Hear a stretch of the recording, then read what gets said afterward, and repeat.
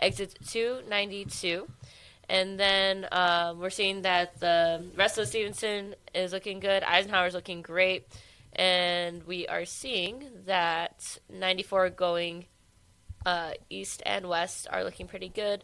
Lakeshore Drive, Chicago Skyways, everything's looking great. Do we got weather? Weather is currently 48 degrees with fog. There's a dense fog advisory. From now until 10 a.m., let's see, what's the high today? Oh, it's a beautiful day. Let's just end the radio now. Looks like we're going to be in the high 50s today until noon, and then they're looking at a jump of about 74 degrees. Tonight will be about 59 with some thunderstorms. Saturday, 61 a.m. thunderstorms, Sunday, 62, and Monday, 71. And I think we're getting the thumbs up. Oh, look at that. We're on the YouTubes now. Look at us. We're on the YouTubes. Honestly, yesterday it was having a little issue. With the morning show, it was fine. And then with podcasts and community programming, it was like, actually, no, I don't want to be fine anymore. Not going to do it? Yeah. But as you were doing weather, I was like, yep. And the fog that you cannot see anything. I was driving in here. I'm like, I can't even see the traffic light that's going to come up over here. But hopefully it subsides. So we'll see. So today we have we're doing the normal show till about 7 o'clock, and then we've got two sets of guests. It's going to take up the 7 o'clock hour. Do they seem quiet to you guys? Don't ask them. Because it's always quiet on the YouTubes. You kind of sound quiet to me, though, is the thing. And I have you guys kind of bumped up. No. The YouTube issue is, I think 90% of it, aside from turning up that guy right there, that one. Aside from turning that up, I think people just sometimes need to turn up their volume. Yeah. Well, that's what I'm trying to do. That's what you're trying? Yeah, I'm trying. Oh, they're up now. Okay, yeah, look at that. They're up now. We're wonderful. So we've got that at the 7 o'clock hour. Mm-hmm. So if you're, we do have phones now, right? That was an issue for a while. Yeah, they were working yesterday. We have two people waiting to call in right now. We could test it out. Oh, fantastic. Yeah, let's go right to the calls. If anybody else is looking, 219-845-1100. We're free till about 7 o'clock, and then we've got some pretty good content about some housing issues with veterans, and then we'll have the not our veterans' views. Not our veterans' views, something else. And then we've got, at 7:30, we've got the superintendent of Lake Central coming in. He announced his retirement, and so we're going to talk to him about all sorts of things. So there we go. Good morning, caller. Good morning, caller. You're on the air. How you doing? Good morning. Good morning. How are you doing? Good morning. Good morning. I'm doing fine. You all doing okay? Yes, couldn't be better. Okay, let me turn my television down. I was basically looking at, as we mourn the loss of Reverend Jesse Jackson, certainly want to give my condolence. And it's going to be a big day in America. Today will be the funeral, and a lot of dignitaries, three presidents, Obama, Biden, and Clinton will be there, along with just you name it, they're going to be there. So Jesse Jackson meant a lot to me and lots to this nation of bringing people together. And I think it's appropriate, whether you like Jesse Jackson or not, just recognize the fact is the contribution he made in America. He was basically with Martin Luther King. He was there when he was assassinated in Memphis, Tennessee. And, but like I see today, it's kind of a mean world. Race relations is not what they ought to be. And Jesse Jackson talked about, coming together, everything, same thing as Martin Luther King. And they were nonviolent people, let's make it very clear. And I know that sometimes Jesse Jackson, I had an opportunity to meet Jesse Jackson. Matter of fact, several times I was in his office at Push headquarters in Chicago. I was there with the former Mayor Richard Hatcher, who was also the campaign manager of Jesse Jackson when he ran for president. Some people don't know that, and I'm just here to say that I had an opportunity. I will not be attending that funeral today because could you imagine why I wouldn't be attending there? It's just huge. And right now, the security right now is being set up that, there's going to be just like, I guess, if the president was coming, people just can't just walk in. It's going to be scanned, because right now, with the evilness going on in America, and I say America, and probably throughout the world, I should just say America. I don't know if the president of the United States, I believe he's given condolences. I want to give him the benefit of the doubt. He did give condolences and said that Jesse was a good man, based on what I pull up online, because I was wanting to see what it was he say about Jesse. And he apparently, but I don't know if he indicated. I think it ought to be, the flags ought to be at half mast. I believe so. Today, it's been an ongoing thing with Jesse. It's been I guess a whole week thing where South Carolina, well, what was it? North Carolina, where he was from, North Carolina, where he was born. So they had something there, and it's just been a thing. And this man is almost bigger than life. He's a great guy, and if you ask me, he had some faults. Everyone does.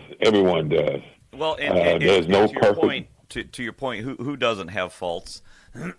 But yeah. You had mentioned, I do believe that President Trump, it's odd that we just base, whatever presidents say on Twitter or X now, but I do believe he said some kind things about him.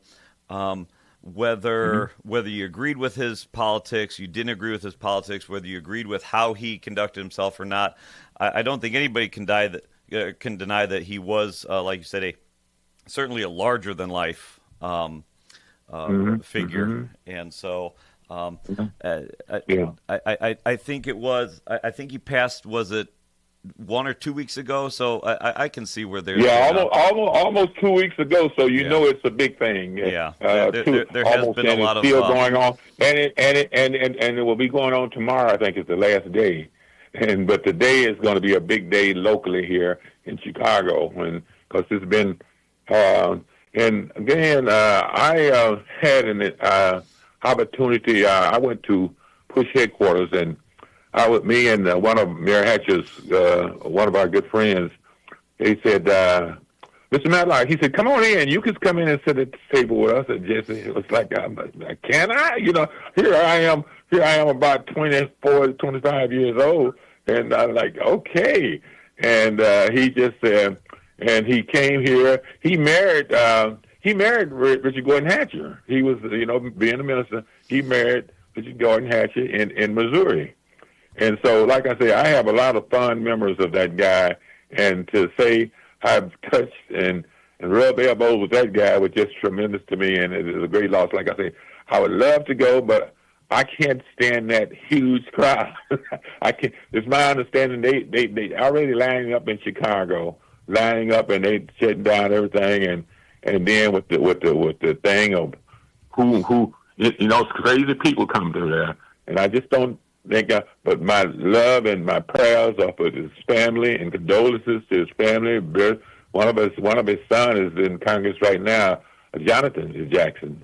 He's a congressman, and his other former son used to be congressman too, and unfortunately, some things happened with him, But nevertheless, he was a great guy. Everyone makes faults if he did, but so I have nothing but good to say about the Jackson family. With that, you'll allow me, and I'll just hopefully that we will be decent on this radio this morning and say, well, he started trouble. You know how people are, and I just say he was. I would say people say he was a troublemaker. I say, well, you take he was an agitator. If you take the agitator out of the washing machine, you don't get clothes clean. So agitation sometimes is great.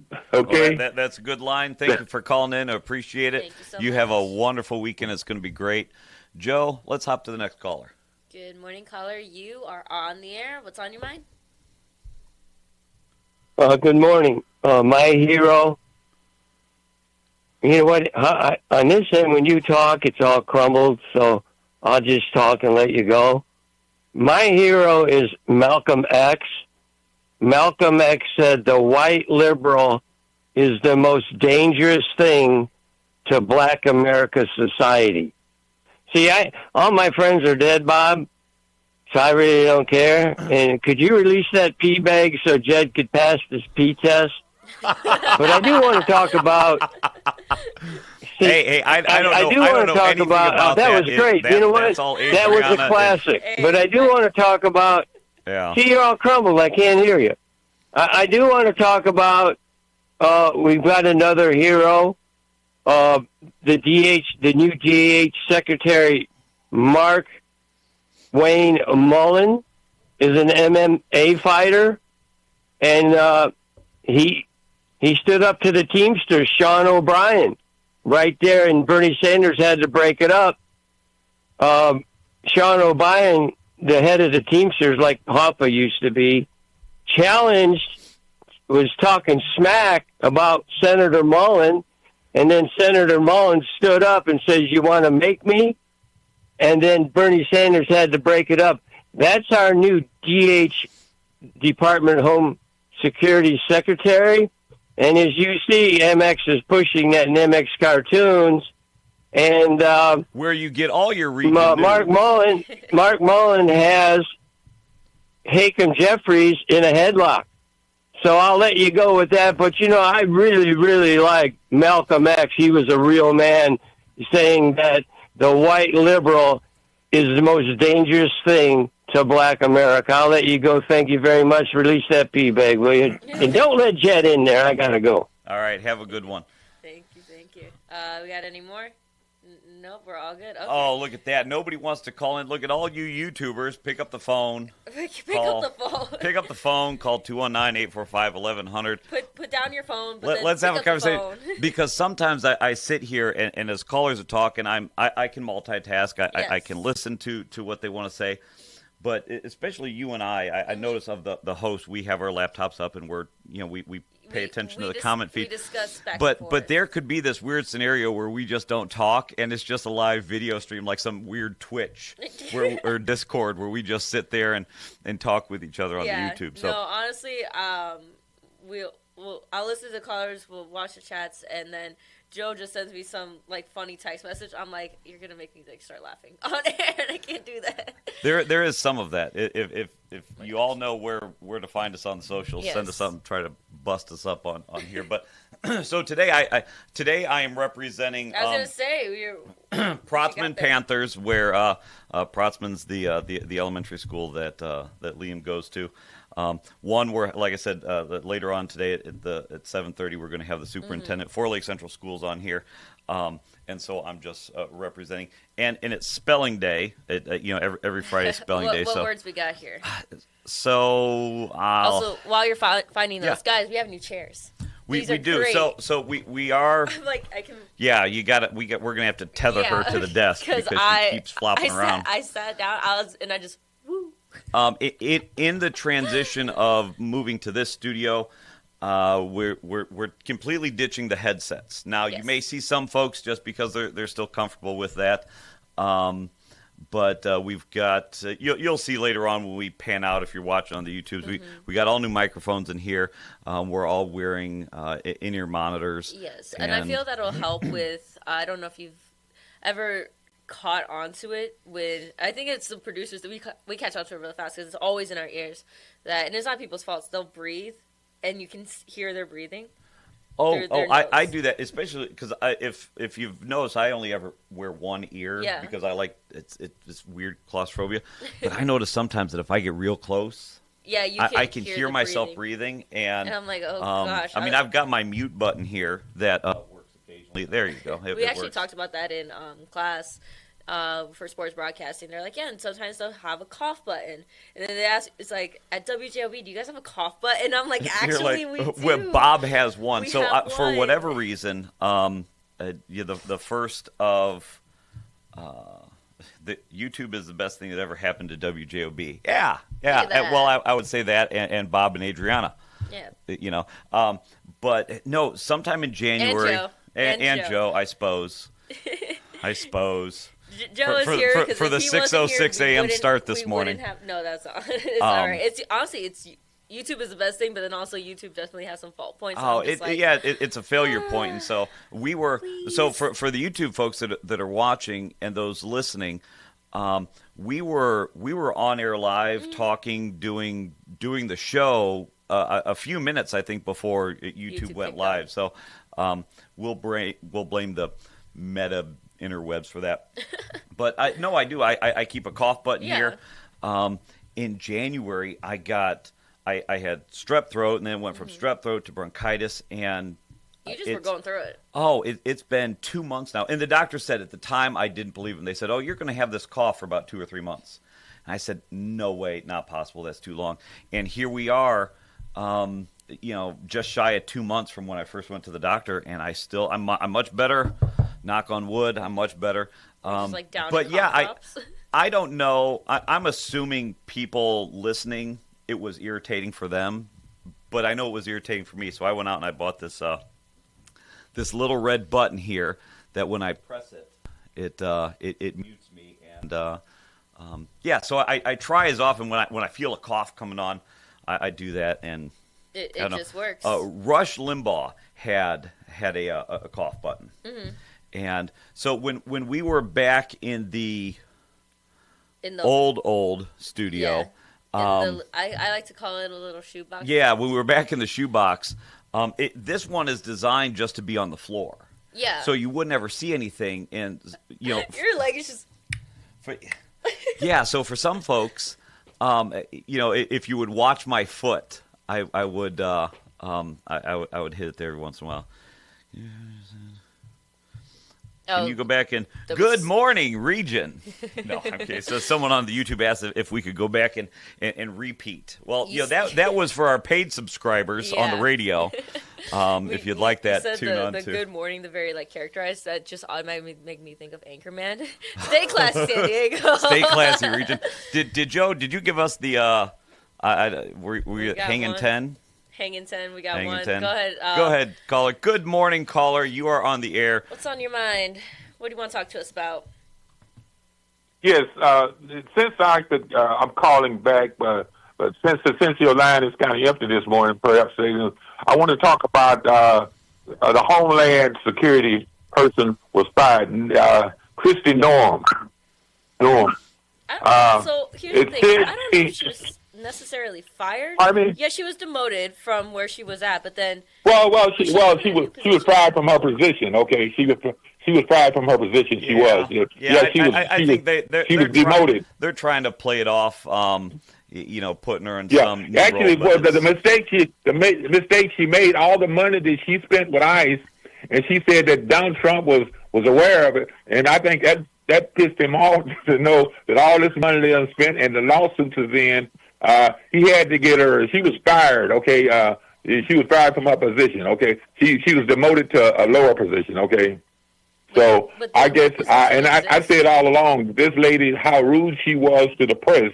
If you all were ever a part of the press dealing with her, she was very rude to them, and she deserved to be. Actually, she doesn't deserve, but she wanted to carry out what Trump wanted. Even though it was not right. And Trump is the kind of person, if you don't be holding to him and how he feel about it, I used to see this plane coming in and say, we'll take you back. We'll take you back. And if you don't, all this stuff. It's crazy. I said, she's trying hard to keep her job. But I think there are more to come right now because Trump is facing a tough challenge with both houses right now. And right now, he's trying to clean up this mess and with these wars and it's just terrible. So like I said, I don't know if that may spark a little conversation this morning, I'm sure. Since, a lot of times they say, well, I'm accused of, hey, you keep this airways hot, I say, well, controversy sometimes is very popular in talk shows. I'm not saying that I'm trying to bring up controversy, but I'm just simply saying that some topics that I talk on civil rights and stuff, people don't want to hear that, They don't want to hear it. I don't dwell in it. I like America. I love America. I'm a patriot person. But again, we need some cleaning up to do in America. But like I said, thanks the President of the United States for at least demoting her, if you will. She's not in that role anymore. She was She was taken out of her position there, going across country in a plane, costing all that money. See, taxpayers, they don't say, oh, there's nothing wrong with that. Well, there was something wrong. She didn't need that plane with all that money and running with her boyfriend and stuff like that. What's his name? Walodowski, this guy? Yeah, that was a mess. That was a mess. So let's call it like we see it. Yeah, and don't she's don't try gone, to and sugarcoat now it. we've got a new director of Homeland Security, and my hope is that he does his job and actually, Does deports his the 20 job million people and not that- what Trump that wanted him Christie to was do supposed to. when it's not right, okay? Because Trump, right now, the things that he wants, he's made it very clear. He's going at all the people that harm him, and that's when you have somebody like that, it's just terrible. But anyway, y'all have a great day. I just thought maybe it's gotten kind of quiet on your station this morning. Maybe There's they all didn't want sorts of people now. Now you've lit up the stirred phone the lines pot. for us. So, But No, I know I did. yeah, I we know are I gonna take did. a break, so That's thank exactly you what I was so trying to much do. for calling in. Thank you so much for calling, and we are going to take a break before we go to that next caller, and because it's about to be top of the hour, so we'll get ahead of bottom the of the breaks. hour. Huh? Bottom of the hour. Top of the Sorry, top I can't. of the bottom of the hour. Top of the bottom of the hour. See, this is what happens. Brought to you in part by NyQuil. Yes. All right, everyone. Preventing the getting sick. All right, everyone. We're going to take a break. We'll be back in a few minutes. Thanks. Here on WJOB.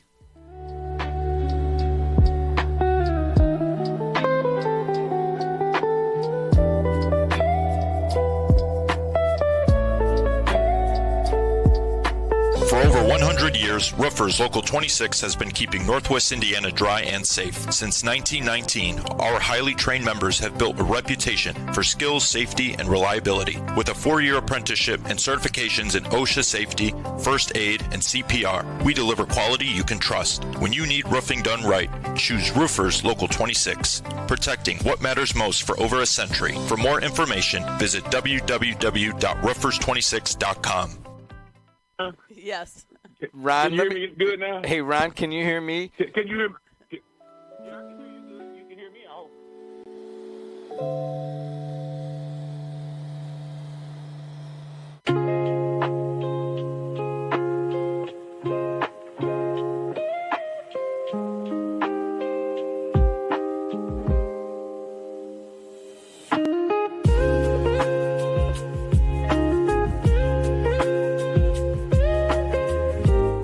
Supports the essential role of union labor in building strong communities. That's why we offer hassle-free banking, financial empowerment, and a commitment to your success. Save for the future, handle life's challenges, and trust a partner that stands by hardworking union members. Tech Credit Union, the better option for you and your money.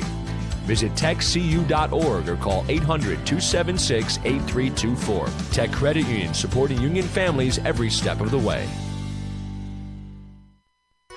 Summer's coming, and Deep River Water Park is taking applications for all positions. We have jobs both inside and out for all ages that offer great benefits. Free admission on your day off for you and a friend. Free uniforms, paid training, make new friends, flexible scheduling, and more. To apply, just go to deepriverwaterpark.com and you're on your way to a summer of rewarding fun.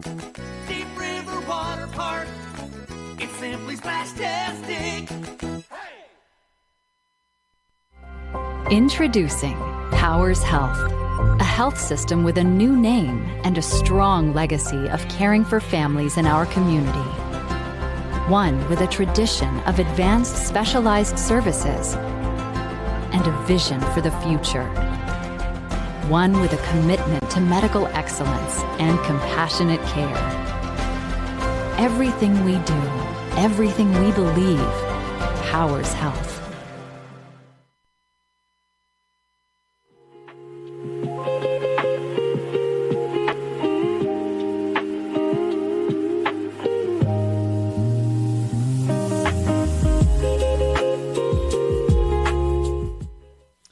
Welcome back, Northwest Indiana, to WJOB 1230 AM 104.7 FM here in Rustic, Hammond, Indiana.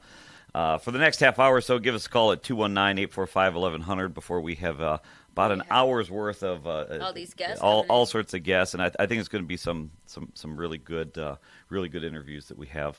But we could do traffic and weather real quick before we get back into our jibber jabber. So currently, right now, in the Northwest region, 65 going north and south is looking good. 80 going east and west is looking good. 90 going east and west is looking good. You may have a little bit of traffic right there on the Bishop Ford at the connector at the Dan Ryan, and that is going south. On I-57 going south, and traffic right there, Bishop Ford, Dan Ryan connector. Moving up into the city is looking pretty good. Stevenson, Eisenhower is all looking good, and then 94 going east and west is looking good. If I'm taking a look at the NDOT, it just doesn't want to show up. But I think the NDOT's okay, right? Yeah, we've got a dense fog advisory for a while, but everything's green on the NDOT side. No indications of anything. As always, if you hear of something, give us a call, send us a message, type it in the YouTubes, and we'll announce it to the world. What's the weather look like today?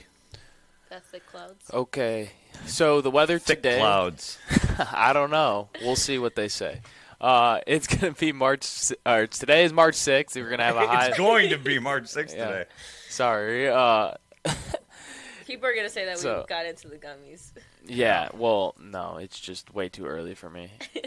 Especially when you only work Fridays, by like Thursday, you finally start to like sleep in a little bit, and then you just have to be up at 4:30 again. So it's like, okay. Anyways, so today it's going to be a high of 76 with a low of 62, but you are going to get a thunderstorm throughout the day, and then obviously dense fog this morning, some thick fog this morning, and then tomorrow to start the weekend, Saturday, March 7th, we got a high of 68 and a low of 34.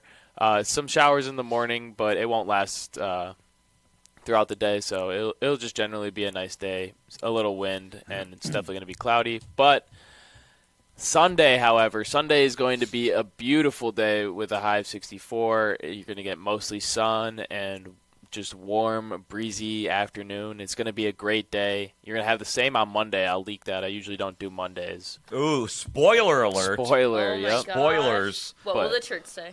It's going to who knows, but you're going to have a high of 71 and a low of 47, and it's going to be much of the same, a little bit of clouds, but mostly sun. So enjoy that 2-day span because you're going to need it.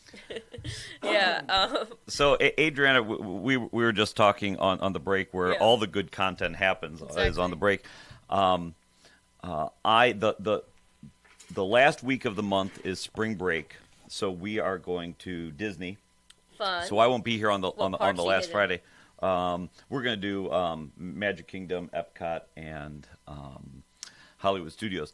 Okay. But that Monday, and Chuck, if he's listening, Chuck doesn't know this. Nobody, because I just decided that I was going to do this a while ago and not tell anybody. Which for those longtime listeners of WJOB, that's kind of how it works. Is you just decide to do something.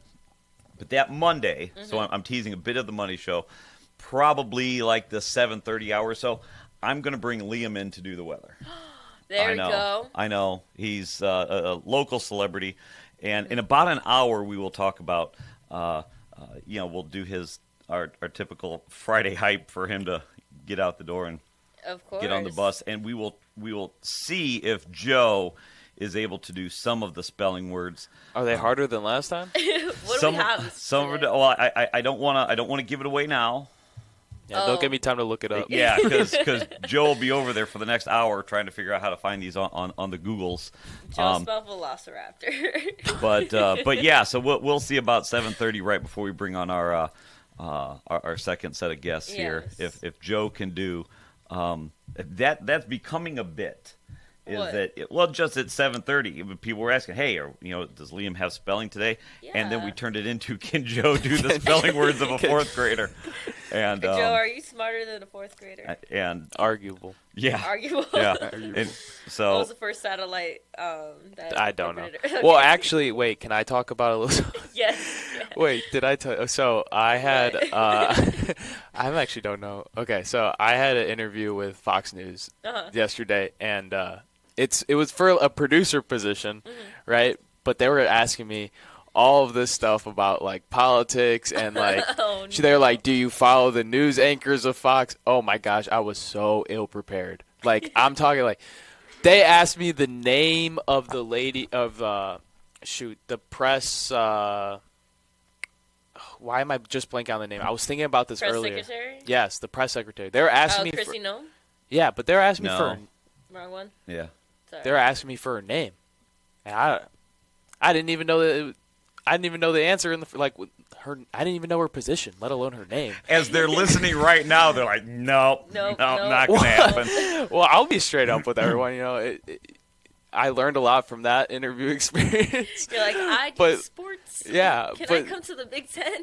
Well, I did apply for like the Big Ten stuff, and she was like, "Oh, you're nice, so like, you know, maybe I'll." You're nice. maybe, You're acceptable. But she's like, yeah, she's like the current events thing. Like, you need to be much more up to date with the current events and stuff like that. Mm-hmm. So I was talking to my father about it, and he's like, "A, you got to read at least like an hour to half an hour of current events every day," and he's like, "B, ask Adrianna what is going on in the world and let her tell you." Who was that? My dad. That's what my dad told me. See, yeah. So during the points of where Jim tells me, hey, you got to do the show by yourself, that's when I'll look up everything. And then it's like here and there I see it. But if you were to ask me exactly like why we're fighting in the war, oil, probably. Oil. That's started that's asking a pretty me, good cover. Whether we're in the Middle East again. Oil. Yeah. They started asking me about Palestine and Israel and like the fight for the Gaza Strip and all that stuff, like in 2023. And oh my God, I'm not even gonna say what I said because I don't want to embarrass myself anymore. But it was. So now that it was wrong. If you apply to a producer's position anywhere else, at any other news station, you're like, I gotta read up on my current events. Yeah. Well, I will be prepared next time. I will be prepared. I've been they're gonna reading. ask you all the way back into. Well, and it's that's fine. also interesting too. That going into it's the producer job, but they basically asked you, hey, spell Netanyahu. Yeah. And well, that's kind of the point that I asked them about. I was like, hey, like I get it, because like technically I don't even agree with most of Fox's takes or views. You just so want it's a like position. Exactly. This is the worst possible follow up to an interview ever. It's like I don't even know what I was doing. I'm embarrassed. I don't even like them. They want somebody. Well, yeah, they want somebody who concurs to their views that that I was feels say, the same way. They want somebody non-biased, but yeah. Well, I told them I was like I'm definitely don't lean one way or the other. Mm-hmm. But like my job as a producer, floating rock. Exactly. I was like, well, my job as a producer is not to give my opinion. I'm not. Well, I guess it's a little different here, but most of the time, or especially on Fox, the producer is not behind the mic, talking on air, right? So I'm like, my job is not for me to talk to you guys and give my opinion. My job is to take the clips and the stuff that you give me and then make it into the best possible content that is. And so that's something I would do. Would you be What would you be producing exactly? I don't. It was like. Oh my gosh, I'm blanking on the name. It was like breaking news stories. So stuff that's like it happens like right away. Yeah, that's probably why they're asking current events. Yeah. Well, I mean, again, like I'm still I know like what you mean, producing. though, yeah. Like I can keep up with current events and not understand it. I understand why they didn't take it. Yeah. Like it's not like I'm just trying to. Be like. Yeah, like Fox absolve News. myself from all responsibility. Like I bombed that because I didn't know what the heck was going on, but it's something I'll learn and. You'll do better the next time, exactly. and you might have 3 or 4 more, but so long as you use it as a learning experience. Exactly, and I had no idea how those interviews would be formatted beforehand, and now I know. I got to make sure I'm following these anchors. I gotta keep up with current events and even some past events as well, right? And I think that's what we should do. Well, because you're the hiring director. I guess here. I am. But there's so many job titles on the resume that I have. I'm just like I see that now. Adrianna bringing in interviews is like, do you know me? Do you know what I stand for? No, get out. No. Honestly, we were supposed to get interns, but then because I don't know what happened. They just like didn't reply back, and then now everybody else is like, hey, I can intern. I'm like, we can't pay you. And also, I don't know what you would do. Do you want to clean? Yeah, no, and the place looks amazing. It does. Now, I don't know who came in yesterday and cleaned. Jim, if you're listening, beautiful. Because I thought the cleaning crew was on Tuesdays, But man, coming in this morning, Yeah, it looked great. it was the floor was good. It smelled of Fabuloso. It was it was just amazing. I could just smell the purple mist. It was the purple mist. Purple mist. I can smell the red 40 and blue 30 coming in. But yeah, no, I walked in. I was like, oh, I did a double take honestly on the floor. I was like, oh, it's clean. Yeah, where did it? Look at that. And so I admittedly, I then walked down the hall and I opened the doors just to see if stuff was, Put shoved away. in there, like how Liam would clean his room with the clothes. No, garbages were empty. It was great. So, that's I was gonna say, I'm walking in, I'm like, it's looking clean, okay. Yeah. But we were discussing something, and for future within the studio, and the one thing I think we all agreed on, we're like, we got to update our bathrooms from the 1970s. Yes. Terrifying. Honestly, we went back there to do something with the phones. I've never been, I've been in the back room, but there's a back room to the back room. And I was like, what is over here? And I see, the different wiring that is needed to be able to go on to the tower and all that stuff. And I'm like, this is what horror movies are made out of. This is what Five Nights at Freddy's looks like. Give me cameras in each room. Give me a little thing, and I'm playing the game. This is how it is. For those of you, there's a lot of listeners who have been in the studio before. Oh, yeah. But there's a lot that don't know where we're at. We're at the big tower on 41 on 165th.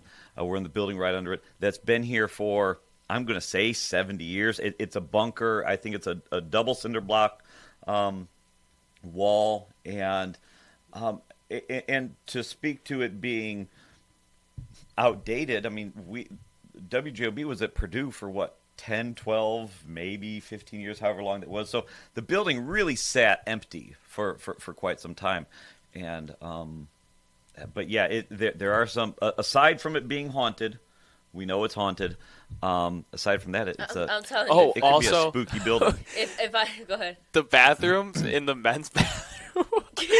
So if you walk in, hold on, I gotta kind of explain this with my hand. So when you walk into the bathroom, right? Yeah, you walk into the bathroom. There's a stall, and the wall closest to you is there. The door is sealed shut, you can't open the door. But if you go around to the other side, there's just no wall. So you could just be sitting down, minding your own business, using the bathroom, and someone can just walk around the stall and you just get a full side view of whatever you're looking at. So the bathrooms are terrifying. Yeah, that sounds you ever play Slenderman? That's what those bathrooms feel like, and I'm like, okay. I'm telling, it feels like all of these horror games that we kind of grew up on, and I'm like, okay. But honestly, if I hear a creaking or if I hear a voice and I know I'm the only one here, I'm like, all right, what's up, spirits? I'm on my way out. I promise. What's up, preacher? But yeah, it's great being back here and seeing the transformation. I will say, like I said, throughout the entire time you guys are putting it all together, Faith, Trust, and Pixie Dust, and y'all had a ton of that. Yeah. Y'all had a ton of that. But we do got some callers, so we are going to take those. So good morning, caller. You are on the air. What's on your mind? What are your thoughts on the Purple Fabuloso? Hey, good morning. Oh, there he is. Hello, good morning. Since Matlock seems to have a little trouble with Democrat history, some things didn't happen with Jesse Jackson Jr. as a congressman. He stole $750,000 for his personal use. Didn't he buy he bought guitars. They're all the random stuff that personal use he did, but he bought some weird music memorabilia. Maybe not weird, but am I remembering that wrong? Didn't he buy just a bunch of stuff for himself? Yes, a bunch of stuff for himself, personal use. I know that Matlock wants to say some things happen unless it's a Republican, so let me help you with Democrat history, Matlock. The second thing is, help me decipher the phrase, Joe, help me with this since you have trouble with it. Help me decipher the phrase, death to America. What does that mean? You're asking me? Yes, sir. I have no clue. What does death to America mean to you? It's a weird thing to say. Yeah. Well, it's what the Iranians chant every day. Death to America. You wonder why we're there? That's why we're there. The more you know. Yeah. And the only hope is, what's interesting about the Iran, that people have such a terrible memory. Iran, the Persians, that was a fantastic place in it was late 70s before the Ayatollah took over. And you saw it was a thriving place. And, in just 20, 30 years, it became the dump that it is today. So hopefully the faction of oppressed that would yell death to America embrace their newfound freedom. And, Hey, Bob? Yeah. As a councilman, right around the 4th of July, how many calls do you get in reference to fireworks, things like that? For people Let me cut you off. Okay. Can you imagine a dirty bomb or a rocket or a mortar landing in your area and killing? That's why we're there, Joe, because they want to obliterate America.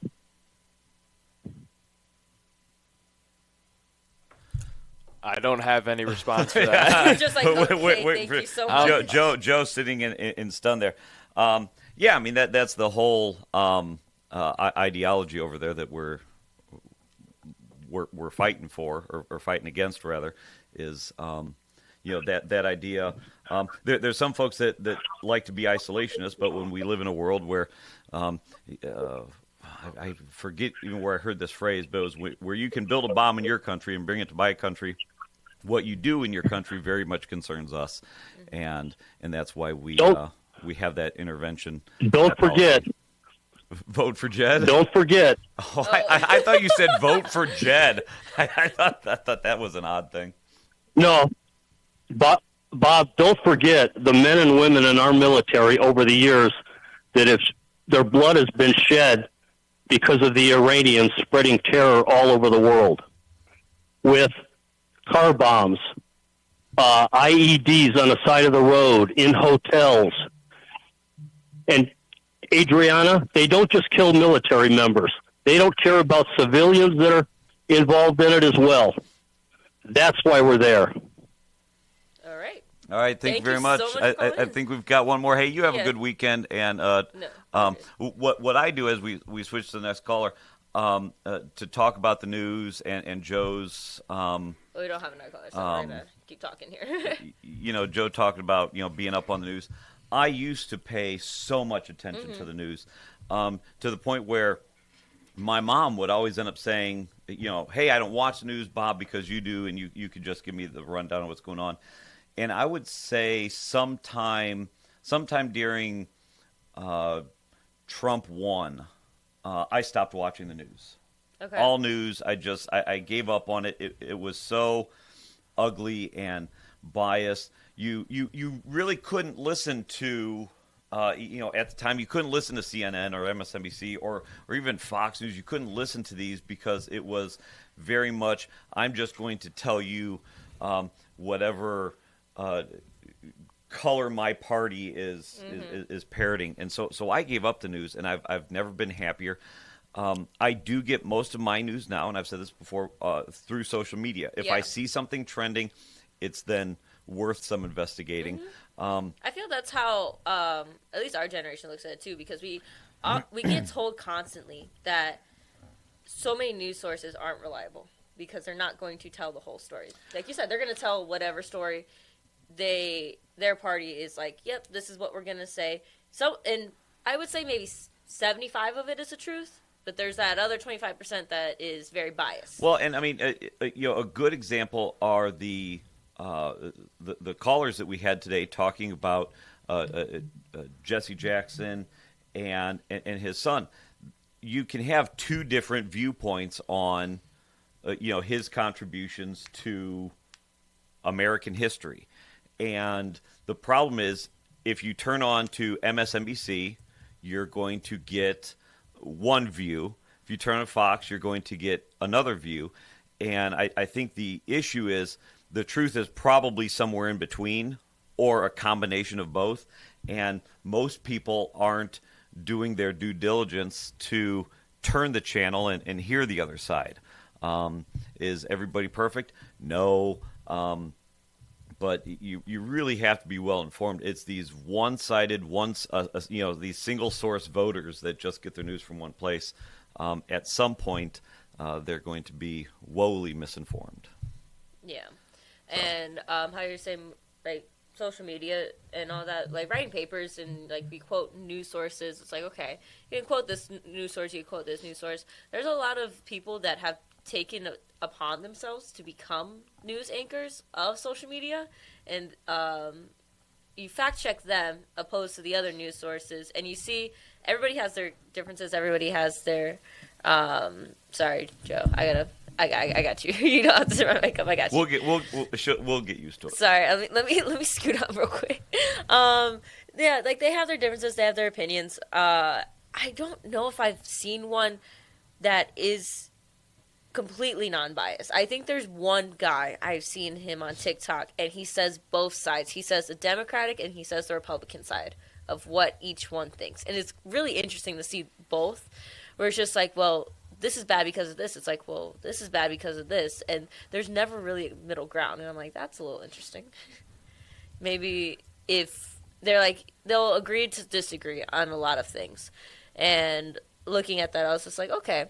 So, I don't know. It's one of those things just like, who can you trust? Can you trust everything you see on social media? But then can you trust everything you see on the news? Well, and you should trust yourself enough to know that, hey, if something sounds odd, I should probably poke around and find out. Because there's sometimes... And read history because it absolutely repeats itself. Yeah, there's the news sources where I'm just like, that doesn't sound right. Yeah. Okay. But honestly, just wait for the news to get the heartfelt stories, and that's how I know everything's okay in the world a little bit. Just for 30 seconds. Yeah, just for a minute and a half. Huh? Hope Corps videos. Hope Corps videos. Honestly, you know the ones I see the most are when the kids see the characters at Disney. I'm like, this is great. Wait, so I'm gonna air out some of my conversations with my father. So I was talking to him about just kind of being frustrated about the job interview process, like the process of that interview, because I didn't understand what was going on, and I was like, I didn't enjoy that. I enjoy sports, and he says nowhere in the description of a job does it say you have to enjoy it. He says use your talents to get in the door, and then push for something you enjoy. And he sent me a picture of the dictionary word for job.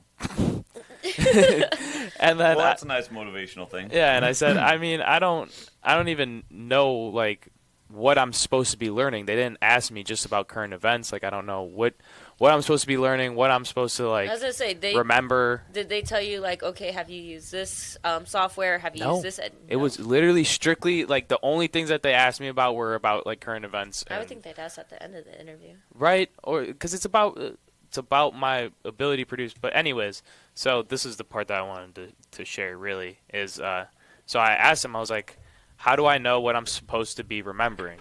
Mm-hmm. And he goes, you should pay attention at work when they talk about politics. Bullet points. Yeah, and he goes, B, spend 30 to 60 minutes a day and just Google today's news. C, follow some of politicians on both sides on social media so it gets into your feed. D, talk to Adrianna about politics and ask her to talk to you about it daily. And E, have an opinion. And I just think that's funny because I'm obviously like, we were talking about how I don't have this great knowledge of politics, but I know for a fact that your guys' viewpoints different. do not. I'm like, they clash. That's so like I think it's funny I that have conversations with my friends where like we have opposing viewpoints, and like we're very good at like, okay, I don't agree with you, you don't agree with me, and that's where this conversation is gonna end. Like we can go back and forth, rip each other's heads off, and scream at each other because one feels they're correct, one feels they're incorrect. We see middle grounds and all that stuff, but at the end of the day, do you sacrifice your friendships over your political views, or do you just be adults and be like, no, we can agree to disagree? Yeah. Well, I was just surprised that he suggested you, of all people. Yeah, I'm you like, know? no, I'm not the political expert. I wish I could not talk about politics all the time, but like, hey, welcome to the real world. It's yeah. As one commenter likes to say. But we are going to take a break because one of our guests are here. Yes, I hear them knocking on the door. We're on the way. We're going to take a break. We'll be back in a few minutes after these commercial adverts that pay to keep the lights on. Yeah, who's up next? Who's up next?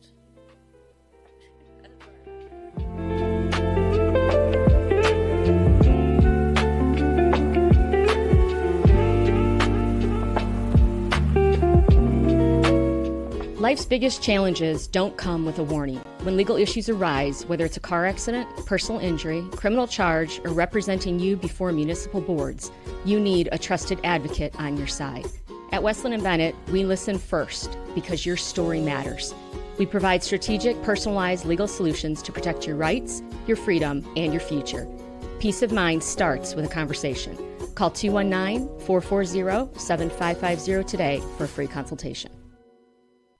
Ennigenberg Roofing offers roof replacements, repairs, and new construction. Certainty Shingle Master certified, our goal is to treat every customer and project with respect, courtesy, and honesty. Serving Northwest Indiana for over 63 years, contact us for a free roof replacement estimate at 219-365-8879. Mention this ad and receive a free upgrade to Certainty Pro Shingles. Ennigenberg Roofing, 219-365-8879.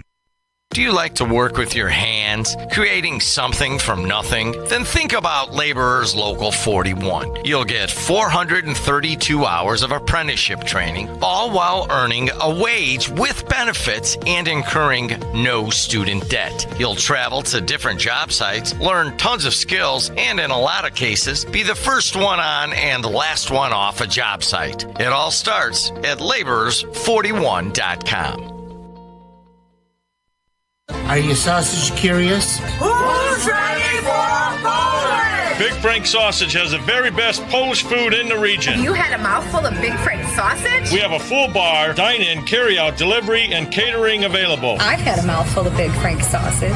I've got a mouthful of Big Frank sausage. 219-378-9556. Smacznego i na zdrowie. Who's ready for Polish?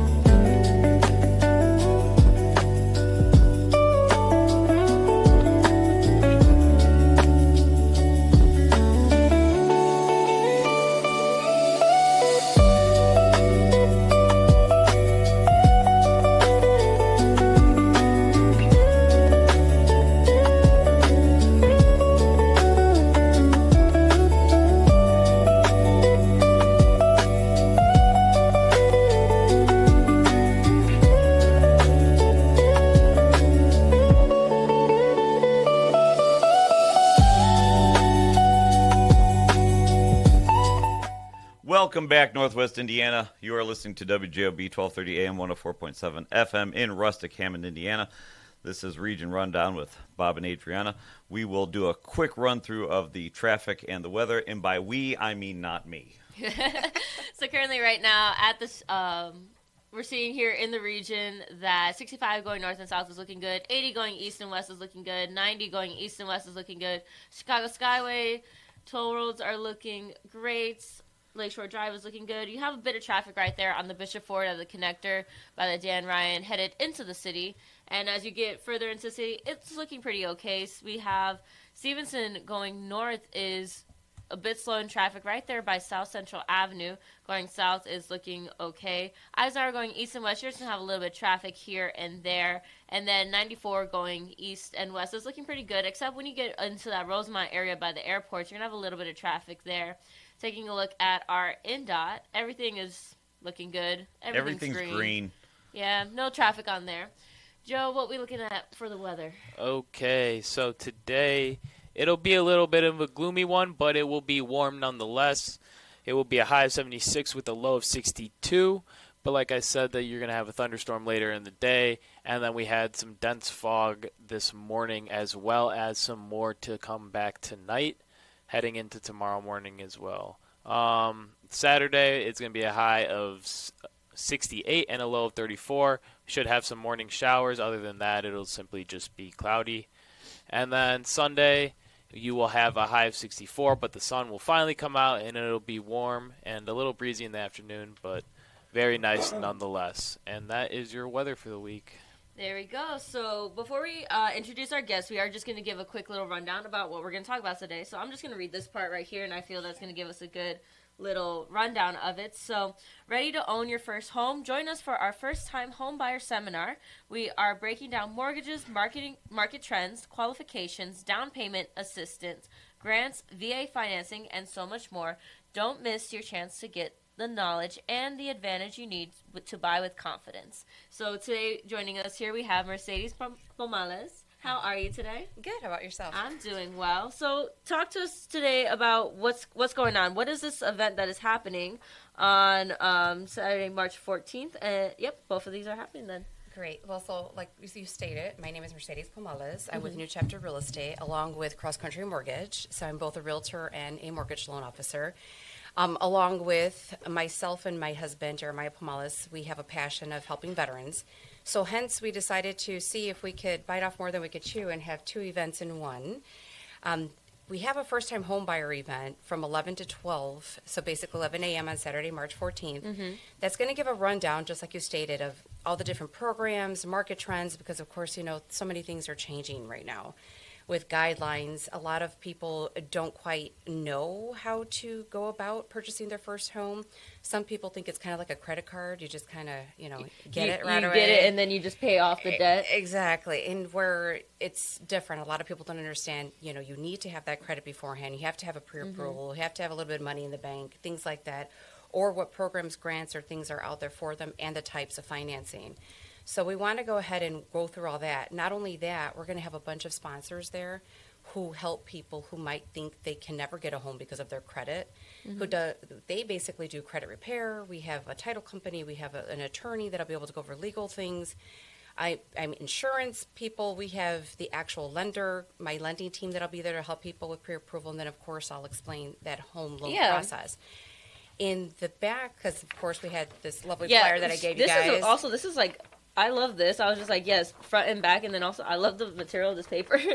I love when flyers are like this because then they're not going to get messed up real easily. Yes. They last a lot longer. People are going to remember that because it's not just paper. Oh, I hope so, because we're hoping and praying we can get as many people out there as possible. And in between this, from noon to 1, there's going to be a free lunch for either of the events, whomever would like to come and stay after the fact and ask questions. Or any of our veterans would like to come early because, like I said, in the back, we then have from 1 to 2, which this is all going to take place at the American Legion Post 485 at 7485 Burr Street in Cherville, Indiana. So just wanted to make sure of that. There are QR codes on the flyers. Yeah, I was going to say, if Joe wants to flash the flyer, the veteran side of one while she's talking about it. Yeah, and then also in case anybody cannot, because I know sometimes some people aren't as tech savvy, You can reach out to me at 773-780-9602. That's 773-780-9602. You could text me, send me a message, give me a call, let me know you'd like to attend. But from 1 to 2, we're going to go ahead and help our veterans, in addition to our first-time home buyers, which are earlier in the day, which we, of course, have veterans that are first-time home buyers too. But overall, with the veteran aspect, not only do we want to cover financing and everything for veterans, but my husband, along with another fellow veteran, a friend of ours, Robert Trevino, will be speaking about how they have gone through the military disability process and what other benefits are out there for veterans. A lot of veterans feel that they don't deserve it. They'll say, I'm not really hurt. There's nothing really going on with me. I don't need it. Well, how about if you're married and maybe you are in pain, and because you don't want anybody to either pride, ego, not to state that, but I know how it is because I went through that with my hubby, and now he's a huge advocate for this. How about $4,100 a month for you and your wife when you're 100% disabled and you could still work with this particular disability? It's not something that you can't work. In addition to getting, college expenses covered for your children, stipends, Champ VA health insurance for your spouse, your family. There's just so many things that we want to be able to let veterans know about. And this would definitely be a great time for them to come out and find out about that. Yeah, so what you have here is a very, very important event. And when I saw first-time homebuyers, at least for my generation, that's something that we could not imagine to do. So this is very important because there are a lot of questions and some stuff that we may not know. And all of these different opportunities that are available for individuals are the most important because, like you said, some people feel like it's a credit card. You get it, you pay off the debt, and then you kind of just worry about the rest of it later. Yes. Now, for the first part of it that you were speaking on, what do you feel is the most important thing of this event that people need to know about, like that they may not realize when they are buying a home for the first time? So a lot of people don't even know where to start. And so basically the pre-approval process. So realizing that also a lot of people reach out and say, I'm a first-time home buyer, what programs are out there for me? Yeah. It's all system generated. So there are different programs, but it is based off of their credit, their income, their debt to income ratio. Sometimes it's location. There are different programs in different areas. I'm licensed Illinois, Indiana, and Tennessee, which I know is kind of odd, but with regards to the real estate side, I'm licensed in those 3 states, but with the lending side, cross countries in all 50. But it's just for them to understand that not until we're able to see you basically black and white on paper, is what I tell them, in the system, will you know what type of programs you qualify for. And people don't realize that. They think that automatically they're just going to qualify for certain programs. And I know a lot of people are like, cash is king, but so is your credit. A lot of people don't realize how important your credit is. Some people pay cash for everything and never get credit, but don't realize that maybe it's just that little $500 Discover card that they could use for gas, pay off right away, helps them build the credit because lenders are looking for your payment history to see how well you are and how responsible you are. And a lot of people don't understand that. And then the types of financing, FHA versus, conventional. And then on the real estate side, it's where we come in to state, okay, guess what? It's how about repairs, things for homes. There's appraisals, there's inspections. There's just a whole slew of things that definitely people need to learn about. Yeah, we did that for a very long time of just paying cash for everything. And when we went to buy our site, so we had purchased our first home, that was fine. Then we just got in this habit of, we didn't need credit cards. We were fortunate enough we were able to pay cash for everything, and we just did that. And what a weight off your shoulders being able to do that. It took many years to get to that point. But then when we went to buy our second home, we did just that. We had to go, and because the cars were paid off, and so we found that we really didn't have much in terms of credit. So we went out and we had to apply for 2 or 3 credit cards. And it's funny watching that the scam of credit scores. Yeah. They say you don't have credit, so you apply for credit and your credit score dips. Yes. But then after a couple months, then it skyrockets because it's like, okay, now I've got X amount out there that I can borrow. And yeah, most of it is, we never did the full switch where there's folks that will go and they'll put all of their bills onto a credit card. Then if they're wise, they'll pay it off. And we never did that. We did what you did. Yeah. Gas, occasional groceries. Yes. Let it sit on there for half a cycle and then pay it off. Yes. And it was odd how that worked, but as you said, that's exactly what we had to do. Yes, and because they said, you don't have any credit, and it's like, well, what do you mean? I pay cash for everything. Exactly, and you're smart because you guys only let it do that half cycle because a lot of these cards we have to be careful have 23.9 to like 34.9 interest rates, which you're paying. So $50 worth of gas, you're going to end up paying $200 for, in the long run. You're right. It's kind of a vicious cycle, but unfortunately, it's needed. But the proper knowledge of it. Yeah, and like I said, when I see the first-time home buyers for our generation, it's the credit. It's all of these different things. Is this the first time you guys are having this event, or have you had this event before? So this is the first time that I'm doing something in this aspect. I have done a first-time home buyer way back in the beginning. So 10 years. Oh, yeah. It's been 10 years now that I've been in the industry. So about my first year in, I did one. And then as time went on, life, your industry, your career, everything gets busy. And then, like I said, the VA aspect, came up. And just a lot of people, you're right, the millennials. I have children who range from soon to be 38 to just turned 21. And to see the difference in the generations. I was going to say, are you, like you said, you did this around 10 years ago. So then now, are you expecting to see a big generational difference within this? Yes. Actually, so this is how it's kind of working at this point. You have a lot of the older generation, our baby boomers and stuff are still kind of moving on, downsizing. Some are going into homes, unfortunately, which, God bless them because their era was amazing. I think my mother falls into that probably era. So, but you have that group. And then now you have the younger group, millennials, who are now moving into these homes. Yeah.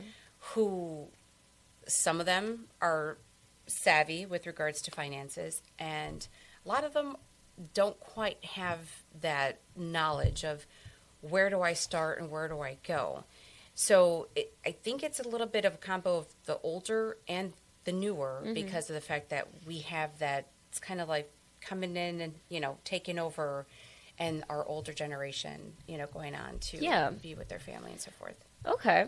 And then the second part of this, you were saying that honoring veterans and their home buyers. So are these for just first-time home buyers that are veterans, or is it for all veterans? Oh, no, all veterans. Okay. Because veterans also some of them don't quite understand, too, that they can refinance for free over and over and over again. Veterans, which, like I said, actually, to tell you the truth, in my heart, I feel that when somebody comes out of the military, they should already have their disability package all set up, ready to go. Things ready to go. And it is disability for example, it is a difficult process. It took 3.5 years for my husband to get his 100%, which we have Vietnam vets who are, I'm talking 30 years, 40 years trying to get their benefits and still have not received anything. Yes, I believe you on that one. So this is for all veterans. Okay. And even if you're currently serving, by all means, please come because we can show you also how to start working on your disability and also get ready and have your certifications ready for your homes while you're in the service so that when you get out of the service, you're ready to go. So we're talking about this event here. For those of you who are just now tuning in, there is a first-time home buyers event as well as one to help out veterans and different people that have served in the military. And this is going to be on Saturday, March 14th at the American Legion, Post 485, 7485 Burr Street in Cherryville, Indiana. And this is from noon to 2 p.m. From 12 to 1 is going to be lunch and questions, and 1 to 2 is going to be the presentation. And so then before that too is from 11 to noon is the home buyer seminar and presentation as well. So you talked a lot about this event. What made you want to do this? What made you want to go into this career choice? So, wow. Another thing that's close to my heart is, and probably something that you guys are going to be like, so myself and my children are domestic violence survivors, and we have somebody in the past who, unfortunately, we won't discuss those things, but my husband came into our lives. Jerry has been absolutely amazing and just supportive of everything. But I had to go into this career. I was corporate America for over 30 years. I actually have 2 masters of BA. My kids laugh at me. They're like, Mom, all those student loans, and now you're in real estate. And I'm like, well, I had to go into something that allowed me the ability to be there for them, get them to school, pick them up in case of emergency. And now I'm grandma, so I'm there for my grandchildren to be able in case of emergency. But that was how I started off in this. And it was so funny because I would ask God, why did I go through a lot of the things or make the decisions that I made in my past when I was your age and so forth. And I see a lot of it now with clients that I serve and take care of now, that I'm able to help them, go through situational things in life. Because purchasing a home is a huge thing. Real estate, a lot of people are like, oh, isn't real estate easy? I'm like, no. No. It's honestly, it's a little scary to be like, yes, I can make this big adult purchase. And I feel that's when people are going through, especially now within like my generation, it's like, okay, now after schooling, all right, do you rent somewhere? Do you buy a home, cars, all these different things? And it's interesting because in school they don't really teach you about those things. And as important as they are, you would think, why not? Why don't they go a little bit more into depth about this? And like recently I was able to finance a car and I didn't need my parents to co-sign. And I was like, okay, I was like, this is great. And then I'm just like, so this is the first adult purchase. So now do you rent? Do you buy a home? All of these different things. So what advice do you have to people besides going to this amazing events? Besides attending, what advice would you have for individuals that are looking to buy, first-time home buyers and or who are kind of dabbling in the idea, maybe in a year or two they'll look into it? So definitely save. Save as much as you can. Secondly, definitely with your credit, economy is hit or miss right now. And everybody's like, oh, wait, we see on the news that they say groceries are getting cheaper. But when I go shopping for groceries, my husband's like, why is it $600 and something? That's because there's meat, there's cleaning products. So it's hard. And especially if somebody, because I was also a teenage mother. For those who have children, formula, pamper, it's difficult. But even if it's $10, $15, put away what you can where you don't, where you can't see it, where you can't touch it. Keep doing that. Reach out to, for instance, like myself. I have individuals who'll reach out to me through Facebook or Instagram, different social media realms, or they know family members who have worked with me and just ask for advice. Reach out to a lender. Reach out to, a realtor. So to basically say, what would be my game plan? Okay. Because a lot of it is based off of each person, situational, depending on where it is. Like if right now for you, for instance, if you're with your parents, like our son is still with us, and then we have the younger one. She's in her bachelor's program right now, but our son is in his master's program. He and his girlfriend stay with us currently. It's like save, pay off as much as you can. Yeah. Save what you can because now he has his first, full official career position while he's working as a master's. And save what you can so that this way we have a nice, huge down payment for you. Make sure that credit, monitoring the cards. Everything, so that when he goes into that purchase, they're not, how can I say it, struggling. And then another thing that just popped into my head is that I always like to go over the numbers with my clients to see what your payment's going to look like per month. Because people are like, yay, I'm pre-approved. But then when you see this $250,000, $300,000 home that you really love, but the payment is over $2,000 a month, and you're like, whoa, hold on a second. Yeah. So it's a matter of going over exactly like, did your lender, which we will do at Cross Country, did your lender go over with you what your monthly payment's going to look like? Because what can you really afford? Because we want you to be bank rich and, house economical, Right. where not house rich, bank poor Yeah. type of situation. So it's all about really being there for your client, guiding them. I always tell people I treat every one of my clients as if they were depending on age, one of my children or, cousins, mother, father, whatever the case may be, because I want to make sure that my family would be treated the same way. And guidance is key and this is a long-term relationship. Like, once this is done, it's not like, bye, you guys are finished. It's you have me forever. It's like you're going to tax exemptions. People don't realize that once you're in your home, file those tax exemptions. You get a homestead tax exemption if it's your primary residence. Otherwise, your taxes double. I've gone through that situation too. My first home, when I did first, purchase, they sold it first sale by buyer. Sorry, couldn't spit that out there. Okay. And no one explained to me at closing that I had to file my exemptions. And 3 years later, I get a lovely letter saying my escrow is like $7,000 negative, which you're probably, you're like, hey. You go down to the county building, and it's been 10 years. But at the time, I'm one who likes to keep receipts or documents that prove it. And you go down and kind of do they still do this work? It was just that little slip of paper. They still do it. I mean, not for those of you watching, for those of you who've done this before, it might be a 2-inch strip of paper that says you got it. So here we have this excuse me, this big mortgage packet. And I mean, just thousands of papers, like 2 reams of paper and all this stuff. And the most important piece of paper was that 2-inch strip that said you filed for your homestead exemption. Yes. Because they said, now keep that because if something goes haywire, because everybody's human, maybe somebody didn't press the right button. You'll need that, and that was something that was interesting. Was just that we had this entire, a packet bigger than this. When you go to close, and once you go down to county, it's that little strip of paper that you need. And they still do that, but they also do it online too now. But I always tell my people it's better for you to go in person to have that. So you know everything, like lay everything out. System glitch happens, that's on you. So at least you have it right there with you. Scan it, copy it, keep a couple extra copies somewhere because you never know. But you're right, that little piece of paper is like gold.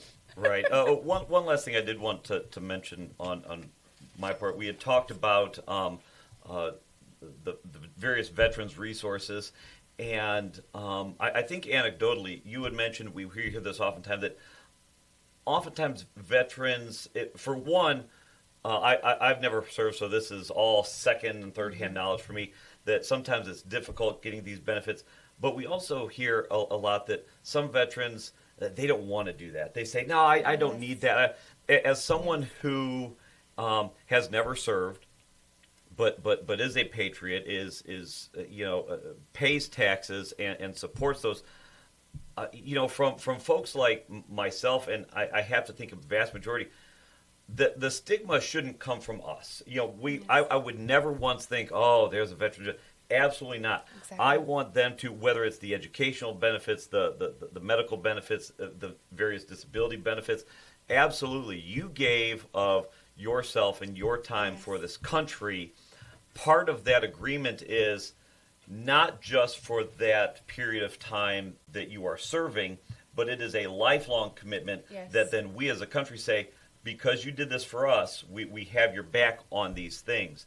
And so I guess if there's a veteran out there that's listening that is in need of any of these services, debating whether or not to reach out to the local DAV to figure out, hey, what can I qualify for? 100%.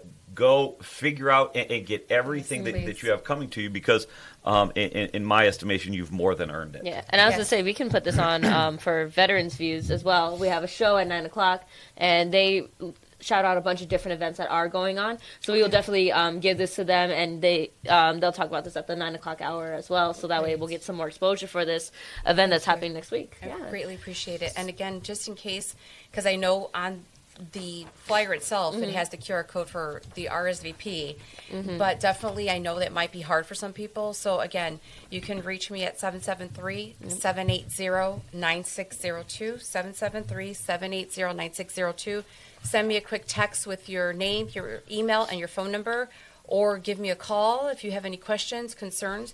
And this way we can get you registered for Saturday, March 14th. The first one, 11 a.m. for first-time home buyers. Stay for free lunch, raffles, gift baskets, things like that. And then for our veterans, come early at noon for the same thing, and then stick around for the 1 o'clock session for the veterans. Sounds good. Thank you so much for coming in. I And really appreciate you guys having me. No problem. And for giving us this amazing event to promote. And it's very important for everybody. And this is just a really amazing thing that you guys are doing. So thank you so much for coming in. We are going to take a short break. You are listening to Region Rundown with Bob and Adrianna on WJOB 1230 AM 104.7 FM in Hammond, Indiana. And you're also watching live on YouTube. Don't go anywhere. We got another guest coming up right now.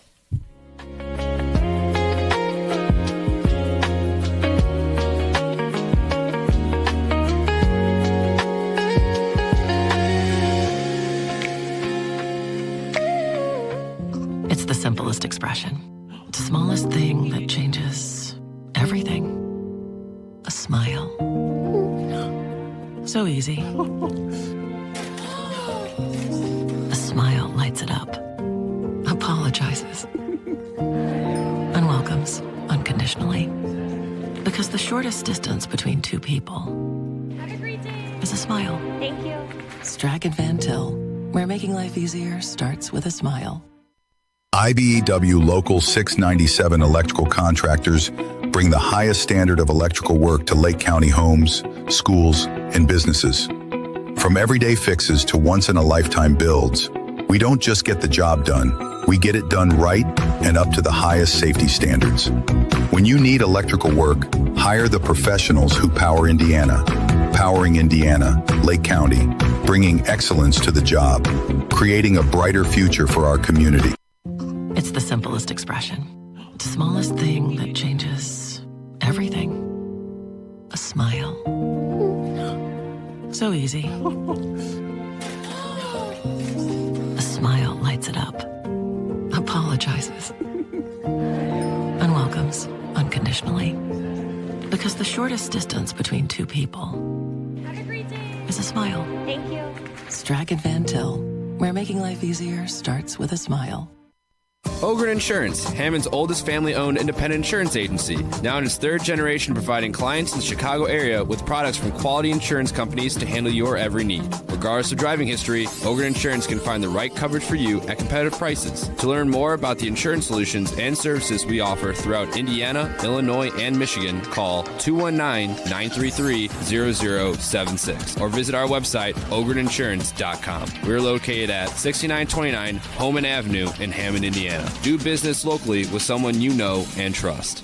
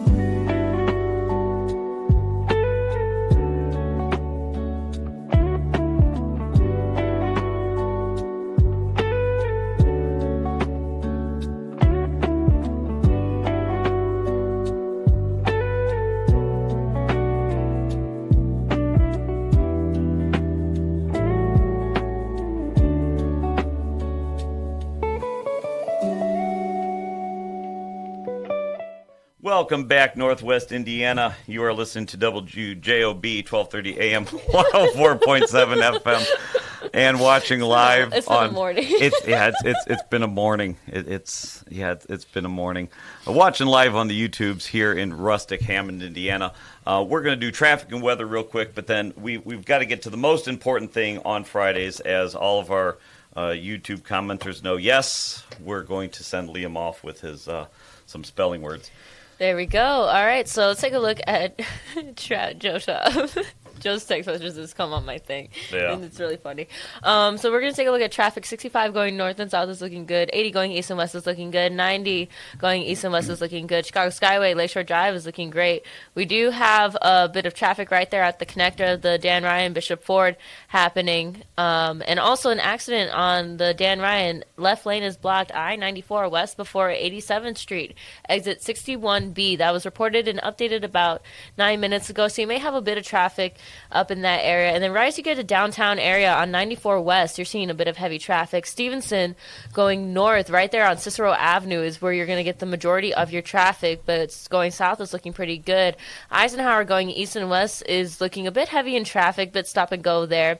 We do have a disabled vehicle partially blocking the entrance ramp on the Kennedy I-90-94 West at Fullerton Avenue, exit 47A, reported and updated about 13 minutes ago. So you're going to have a bit of stop-and-go traffic, a few accidents here and there. Taking a look at the NDOT, everything looks green in the region. So that's about it for our traffic. Joe, how's the weather? The weather is... Weathering? Yeah, it is weathering. Weathering. It's going to be a fantastic weekend. It is. So Friday, yeah, I mean... all things considered, I would say this is probably the best weekend of 2026 as far as weather-wise, right? Today, it's a little bit, you get the thunderstorm going on later in the day, some dense fog this morning, but other than that, it's just a high of 76 and a low of 62. Saturday, to start the weekend, it'll be a high of 68 and a low of 34. We'll have some morning showers coming in from that thunderstorm that it will be happening today. But other than that, it'll just be cloudy, windy, and relatively warm with a real feel of 64.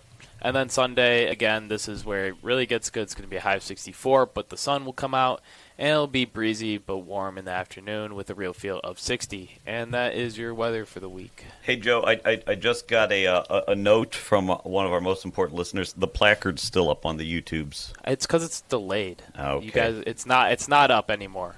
You guys are seen. Oh, that's fantastic. All right. It is 7:32 here in the region, and what we do every Friday is we cheer on Liam. He's getting on the bus. It's spelling day. What do we got? For the fourth graders at Protzman. So, Joe, we try to stump Joe on some of these words. It's like, is Joe smarter than a fourth grader? Joe, microbiologist.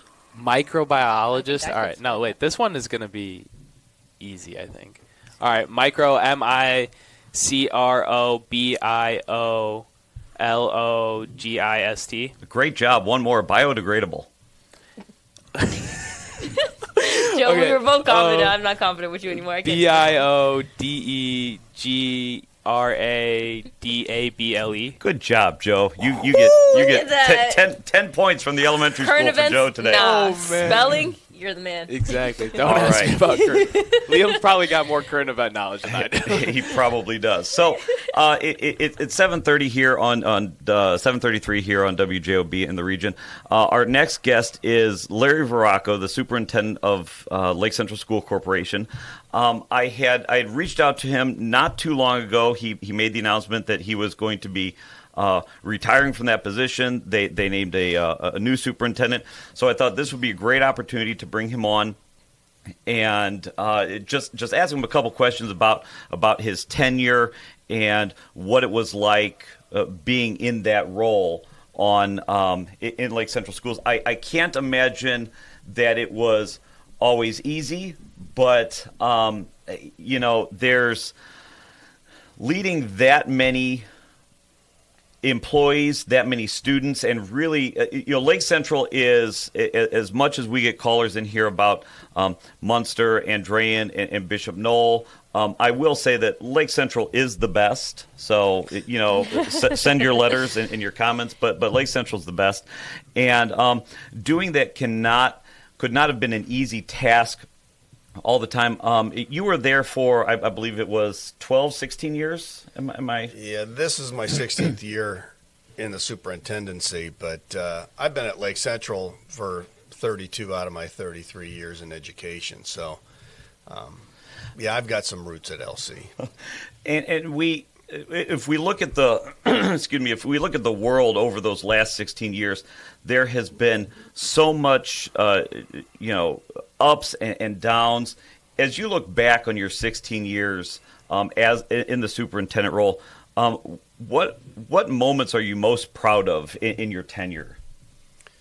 Well, for sure the top accomplishment was I taught at the high school and econ and psychology, and then I was assistant principal for 8 years. So, in all that time of teaching and coaching and then going and supervising athletic events at other schools, it was disappointing for me that region schools, nearly all of them, had nicer facilities than we did. And we also had an overcrowding issue, which is separate. And that marketing piece did help us convince the public that we needed to do a total rebuild on that high school. So going out and campaigning and rubbing elbows with business leaders and senior citizens and people of all sizes and ages to say, hey, we really want to have a high school that's regionally competitive, and having them say yes was super rewarding. I mean, my predecessor went out for a project at $93 million, and we were defeated 71-29, which is an ass whooping and fairly decisive in election, right? Numbers. And we came back and asked for $160 million, and we're successful. So I think we had a lot better story. Of course, if you've been there, the final product turned out even better than what I could have imagined. So I would say that for sure is my top thing, which is, not really anything to do with academics, but, if you're trying to market yourself, you have to have something that people want to come to. And I do think it's helped us keep our population, retain people, because there for a while I had plenty of kids that I coached, and they said to me, hey, Coach, we're going to raise our family in Crown Point because we don't know if you're ever going to, get it fixed over there. Aside from because not only was there a complete rebuild of Lake Central High School, there was a complete rebuild of Protsman Elementary. There's been millions of dollars put into other schools. Bibbich was one of the newest ones. Aside from those facility improvements, which I think some of those improvements are almost immeasurable, what do you think what would you say is your biggest long-term impact that your tenure has had on the district? Well, I'm pretty proud of the fact that we've been able to keep people. And so one of the important things in my chair is to put the conditions in place for other people to be successful. So, a big part of that, unfortunately, is compensation. And that's a combination of salary and health care and class sizes and all the other things. And so when you're trying to put conditions in place, so this army of people you have who are in place to help kids, move forward each year and graduate from high school, our final offering to kids, so that they can go out to their next thing and do well, is super important. But you have to have the right people.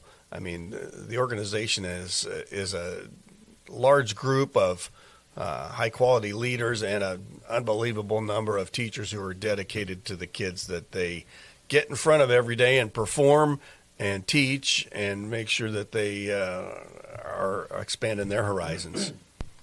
One of the things that I've always appreciated is our interaction between myself and you is we've had interactions from my time on the council, me as a parent of a student there, and I've always appreciated your response or your responsiveness, rather. It's tough being in those positions where it's like, look, I'm not Santa Claus. Not everybody gets everything they want at every time. But I've always appreciated that, and I think a majority of the Lake Central parents would say the same thing, is that whether or not they agree with every decision, the fact that you are willing to go out and speak to folks. Many times, I know you've said, call me. You've given your office number out, called those interactions. What would you say is, again, in those 16 years, what's been some of the most difficult leadership decisions you've had to make? Well, obviously the COVID era would have to be number one. We feed at the government trough. Right. We get 85% of our money from the state of Indiana. And so we had a lot of people who were saying, and it was all about the masks, and I almost get a chill talking about it again. There has to be some type of trauma response from that. There for sure is, and all of my peers dealt with it too. Sometimes we had it worse than others because we had people from other communities even coming in to state their opinion at our board meetings. But they wanted us to do something that is tricky. We do everything we can to follow Indiana code in every instance, and to submit the reports by deadlines. And so we had a governor directive to, hey, follow this Indiana State Department of Health. And they were putting rules in about quarantining kids. If you're sitting next to somebody who gets COVID and you're not masked, you could be closer if you were masked. Well, we didn't want to quarantine kids and have them stay home when they weren't sick. So we chose that option, but people did not like it, and they said, you're a leader, be a leader, step up. It's like, okay, we might, and the big argument was the majority of your parents don't want it. Well, it was pretty split. There was a pretty big split on the whole COVID issue, right? We all know that, on how conservative you need to be around old people and compromised folks and all that stuff. But, we were sort of in a no-win situation because we were going to have some people on the opposite side of whatever we did. But we chose just to follow what the Indiana State Department of Health was telling us and the Lake County Department of Health. Yeah. I told people too, listen, the Indiana General Assembly went down and snapped their finger and implemented an adjustment to the abortion law in Indiana. They could have said to schools at the same time, you do what you want. It's a local decision. They didn't choose to do that. So people, even in the highest leadership positions, were unsure what was right to do. Go ahead, I'm sorry. No, you're fine. Because that's one thing that I am unaware of is how the public education system works, because I've been in the private school. They kind of, it's in a sense like, okay, we call the shots because we're not getting the funding from the state. It's all donors in a sense. And yes, they followed that, a lot of the different rules still within that. But during COVID, was it everybody was in school, they had masks? Was it hybrid? Was it virtual? Or was it just kind of a mix of it all?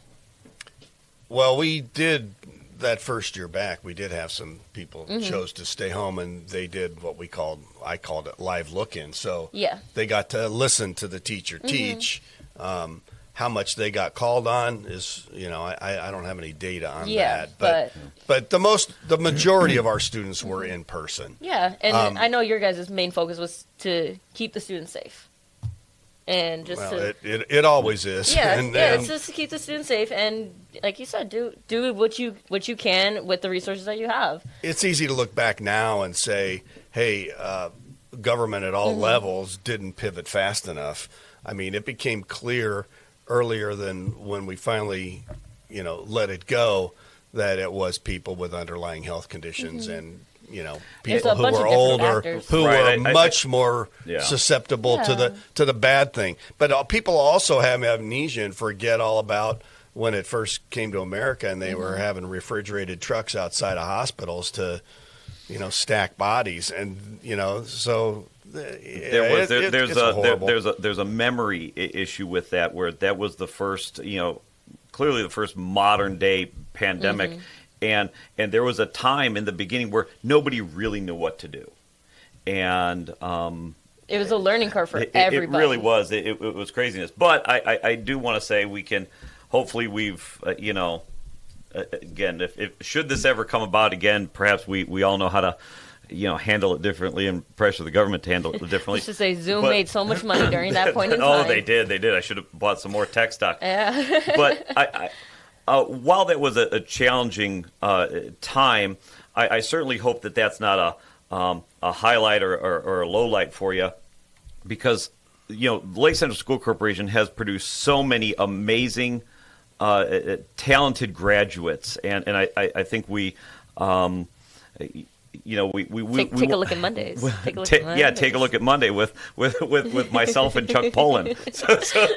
So I guess that you could decide whether or not that was a success story or not. But so as we go into this transition into a new superintendent, that whenever new leadership comes in, they like to put their own fingerprints on things, and that's fine.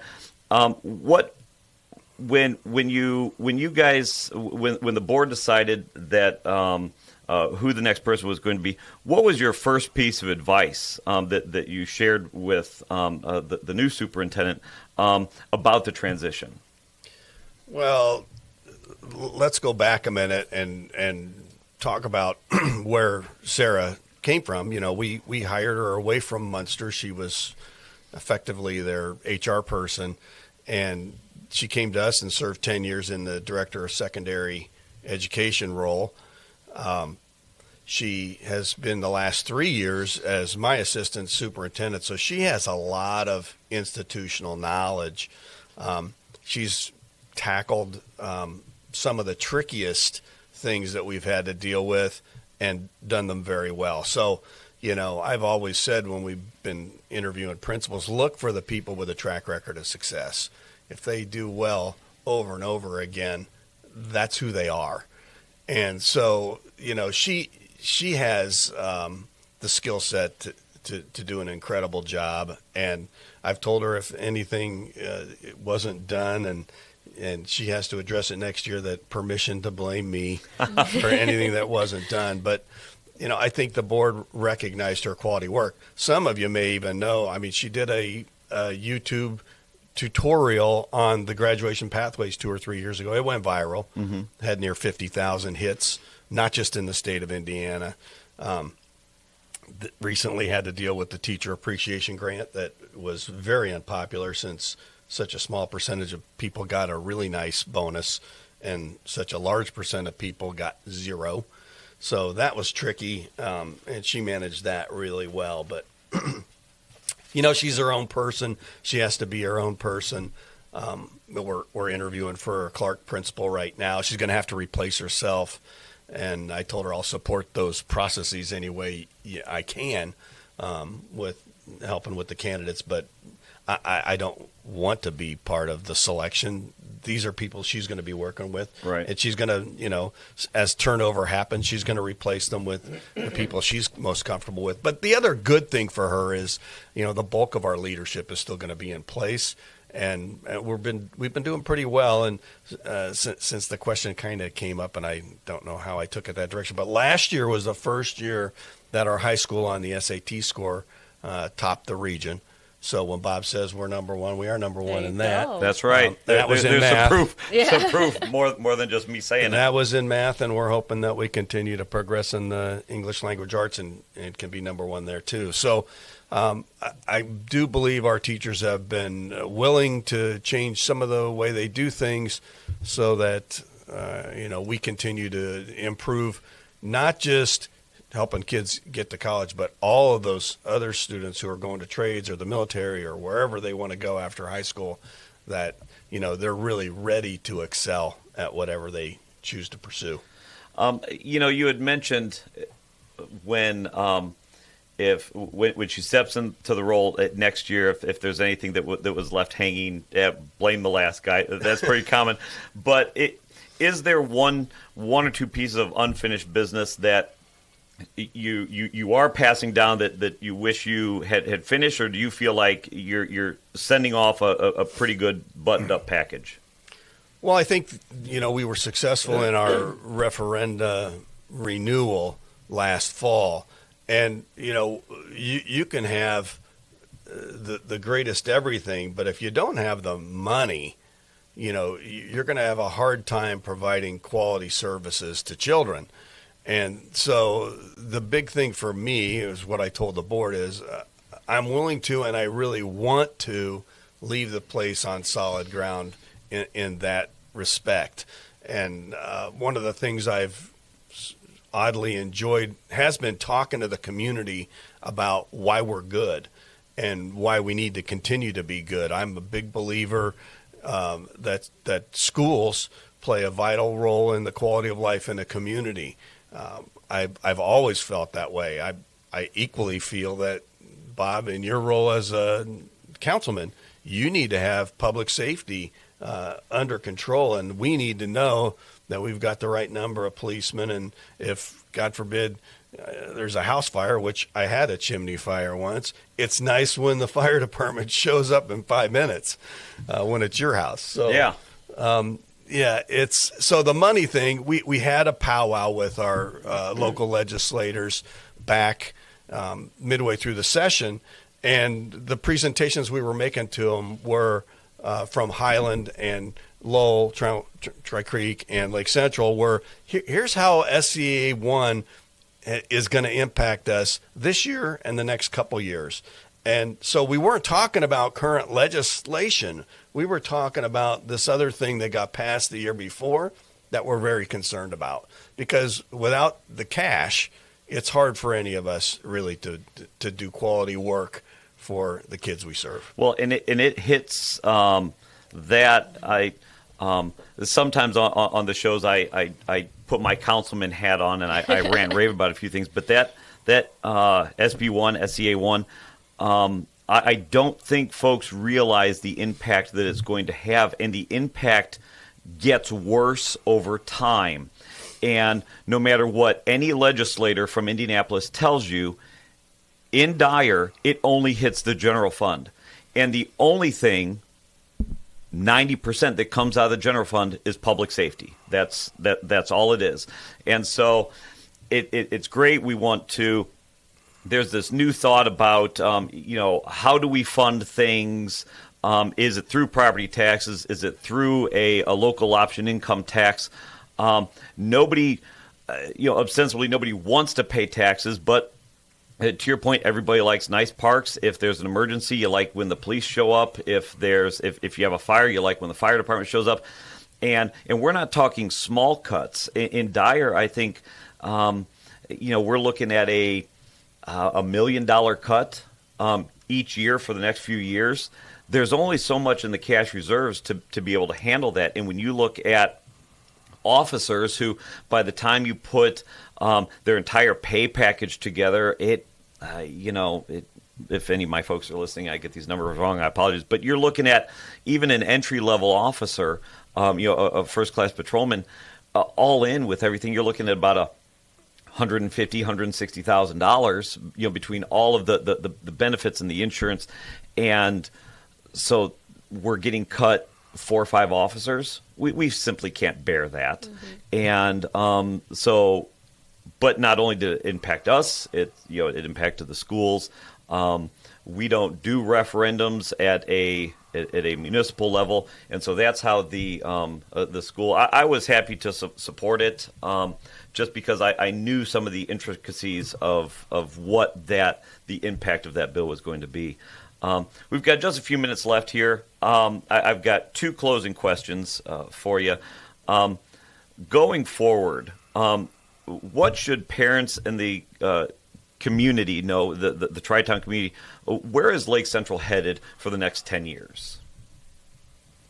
Well, the every year goal is to have every child progress, hopefully at least a year's worth of learning or more.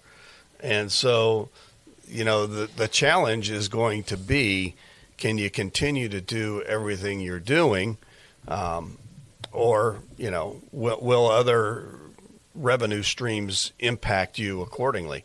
It looks like the Indiana state budget, the revenues down there have been strong, but you've got this thing AI out there that a lot of people are suggesting is going to cut or reduce the number of entry-level jobs, and so you've got to stay nimble and you've got to be ready for whatever comes your way. The thing that a lot of people don't realize is we're right-sizing our school district every year based on our student population. And while you can, do some things to save money, sometimes you cut a bus route or two and combine them if you have lower ridership. We've always tried to, keep the bus routes to 45 minutes or less. I don't know how the people do it, in those rural areas. They must be on the bus for over an hour. But because every time you stop is, a couple minutes. It is. I remember when it was at kindergarten for Liam. We were trying different bus transportation options, and where I'm at, walking distance from my house to the elementary school is 1 mile, and just the way the routes was set up, I think the first week he was on the bus for 40 minutes. But because every single stop, you've got a lot of kids, especially at that elementary school, you've got kindergartners who need a little more time than the fourth graders. And, so you look at some of those more rural areas. You had mentioned Tri Creek earlier down in Lowell. Yeah, that may be. Well, and you got to remember on our bus routes, if you're picked up first, you're going to have a long ride. And we try to arrange it so that if you're picked up first in the morning, you get dropped off first in the afternoon, so you don't have the longest route, commute. Time. Yeah, both ways. Man, that kid was just like, okay, if I didn't get enough sleep, I'm going to take my nap on the bus right now. This is great. Yeah, it could be. So the last question here, it's 7:57 here in the region on WJOB. I've got Larry Veracco, the current superintendent of Lake Central Schools, who just recently announced his retirement. Any final words to the region? You've been such a staple in the Tri-Town area for, as you said, 16 years now. Communities are built around the schools, and you have been at the top of that for so long. Any last words you'd like to get out to those residents? Well, I'd just like to shout out to the whole region that you should think long and hard if you get asked to support the schools in the future to do so, because it's a very important thing for, let's just say, property values to start with. You want your housing to be in demand. That's really important. And when you have those people who are demanding good housing and people who also want other good things that are what I consider public good, they'll maintain their properties. It'll increase quality of life for everybody. But a lot of my peers are getting squeezed tightly. They have to consider how are they going to increase the revenue stream or cut services, because Bob talks about 90% of his general fund going to his public safety. We're 85% of our revenue goes to people. And they may be bus drivers, they may be people who serve food in the cafeteria, they may be an instructional aide who's supporting kids in a special needs classroom, and they could be a nurse. But they're all there to help kids stay safe and have a good day and have the right frame of mind so they can do well in school with the learning piece. And so I just tell all the people who say, oh, there's a ton of waste, sit down with your superintendent and ask. There's not waste like some people want you to believe. It's an easy thing to say, but the truth is, schools spend most of their money on people, and those people do help kids. Thank you very much, Larry Veracco, for coming in. It is 7:59 in the region. We will be right back with news and weather and your calls. Give us a call, 219-845-1100, and let's wrap up the last half hour before we start our wonderful weekend.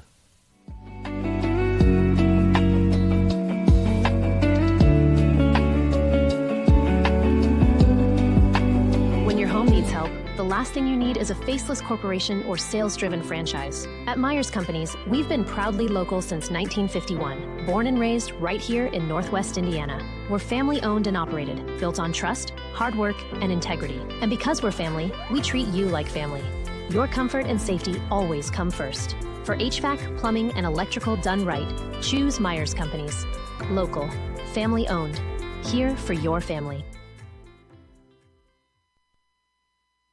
For a fast and friendly car wash, go to Easy Clean Car Wash. Open 7 days a week in 4 convenient locations: Highland, Griffith, Cherville, and Lansing. Free vacuuming, air freshener, and a towel with every wash. It's fast, safe, and gentle. For more information and hours of all our locations, visit myeasyclean.com. Also, see how you can wash your car daily with our $10 Ultimate Wash for only $19.99 per month. Give your car the best clean at Easy Clean Car Wash.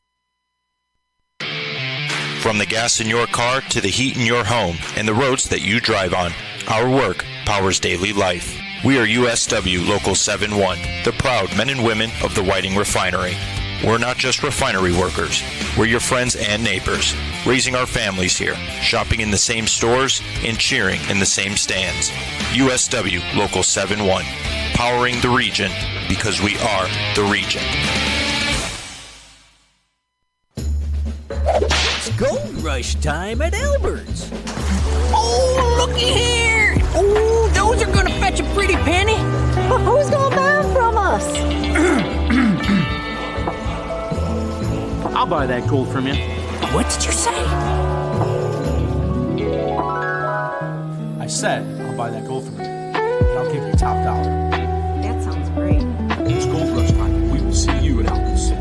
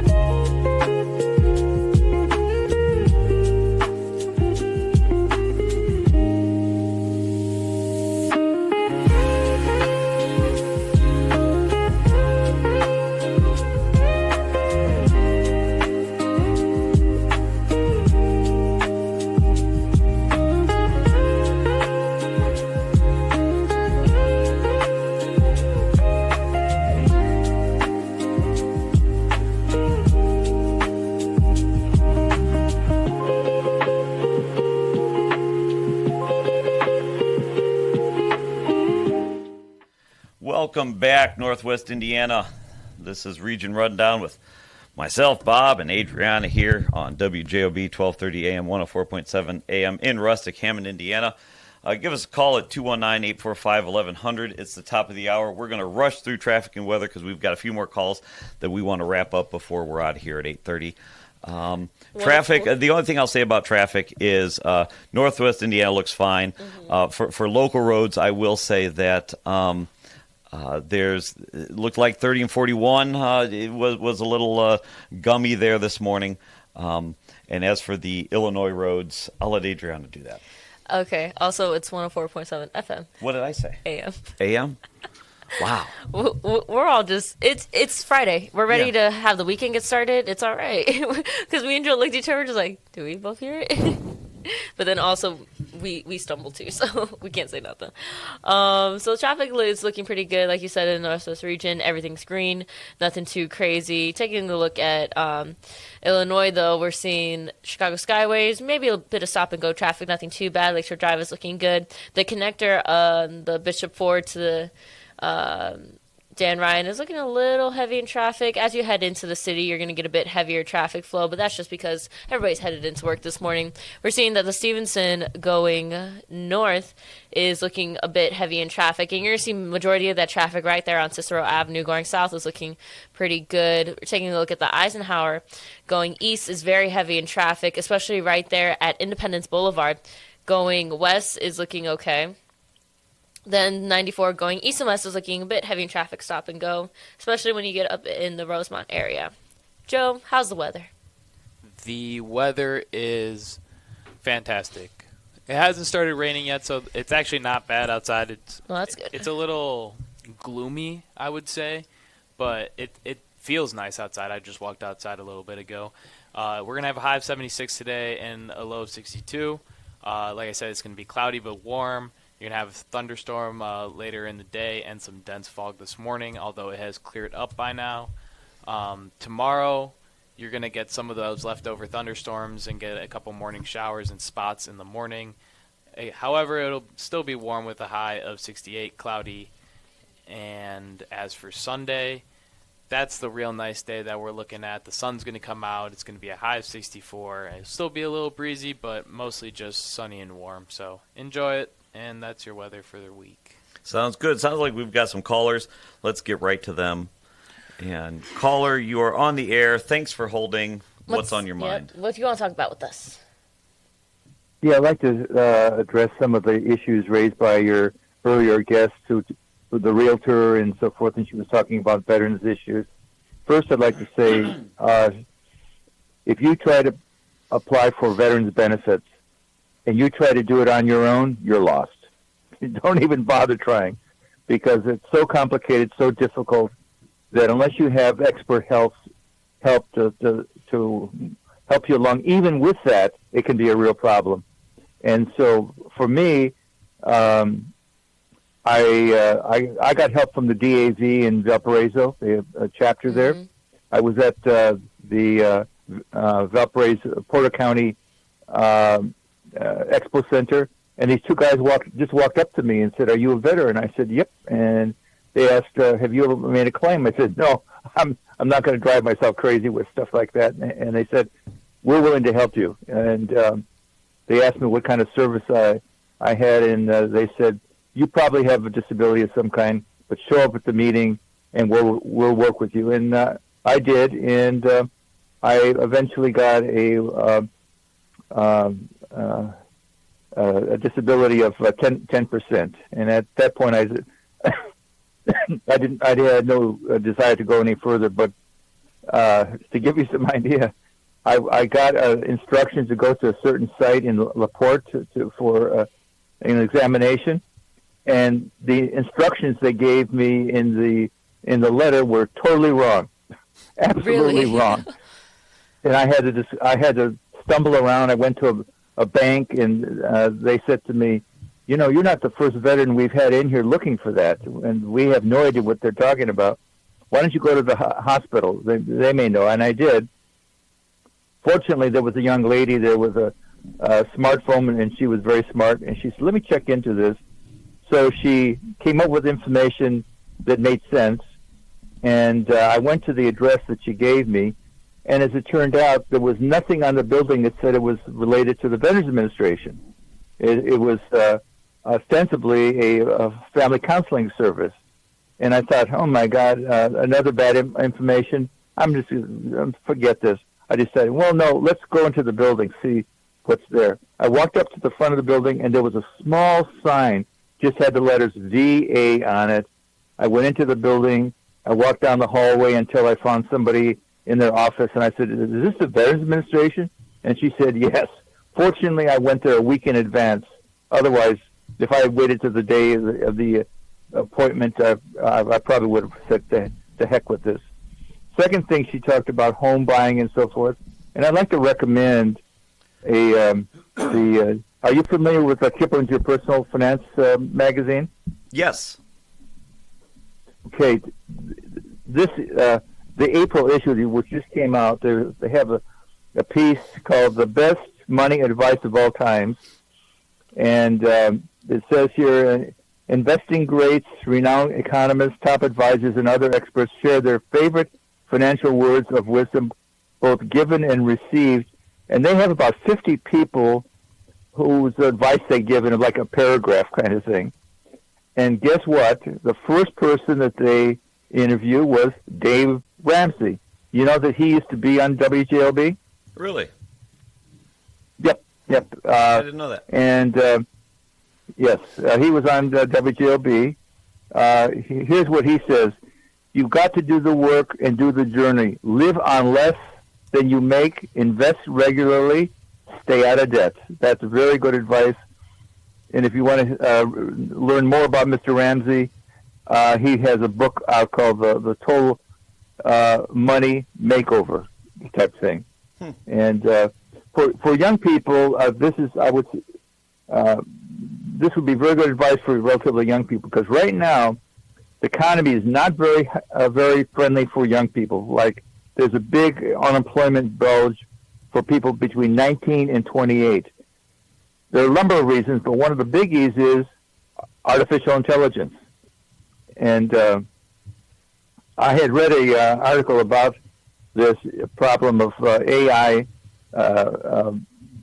taking job opportunities from new college graduates because entry-level jobs are being taken over by AI. So I called my grandson, who was his last year in studying business at a named university, a student, spent a semester abroad in Australia studying marketing and business and so forth, and I asked him, what kind of experience are you having with looking for a job?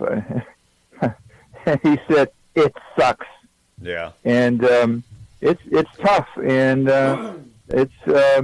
but it can in terms of being young and working in corporate America, which is when my days as a business professor, the things that my students were always, the big focus was working for big corporations. Now, this is an article out of the Chicago Tribune, March 4th. Young people in China snap up cheap rent to retire early. If you want to work for a big company in China, you have to sign a contract in which your work schedule is 9 in the morning to 6 in the evening, Monday through Saturday. How about that? Would you like? Would some of your young people like to work those kind of hours? I think most folks. Well, we could ask Adrianna, but I think most folks are hoping for a 32-hour work week instead of a 40-hour work week. I've 40 seen, plus. I've seen. I'm at 40 plus right now on all fronts. I think 32. There was there's been a push for 32 for a while, and I think that's where you see some major productivity leaps in other countries as opposed to what we have here. Well, when it comes to buying your first home, I bought my first home in early 1970s when I left the military, and the mortgage interest rates were 7.5%. I was going to say, if you don't mind me asking, how old were you? I'm sorry? I was going to say, if you don't mind me asking, how old were you when you purchased your first home? Let's see. I was 31 years old. Okay. There you go. But in any case, in fact, the mortgage interest rates got worse from that point.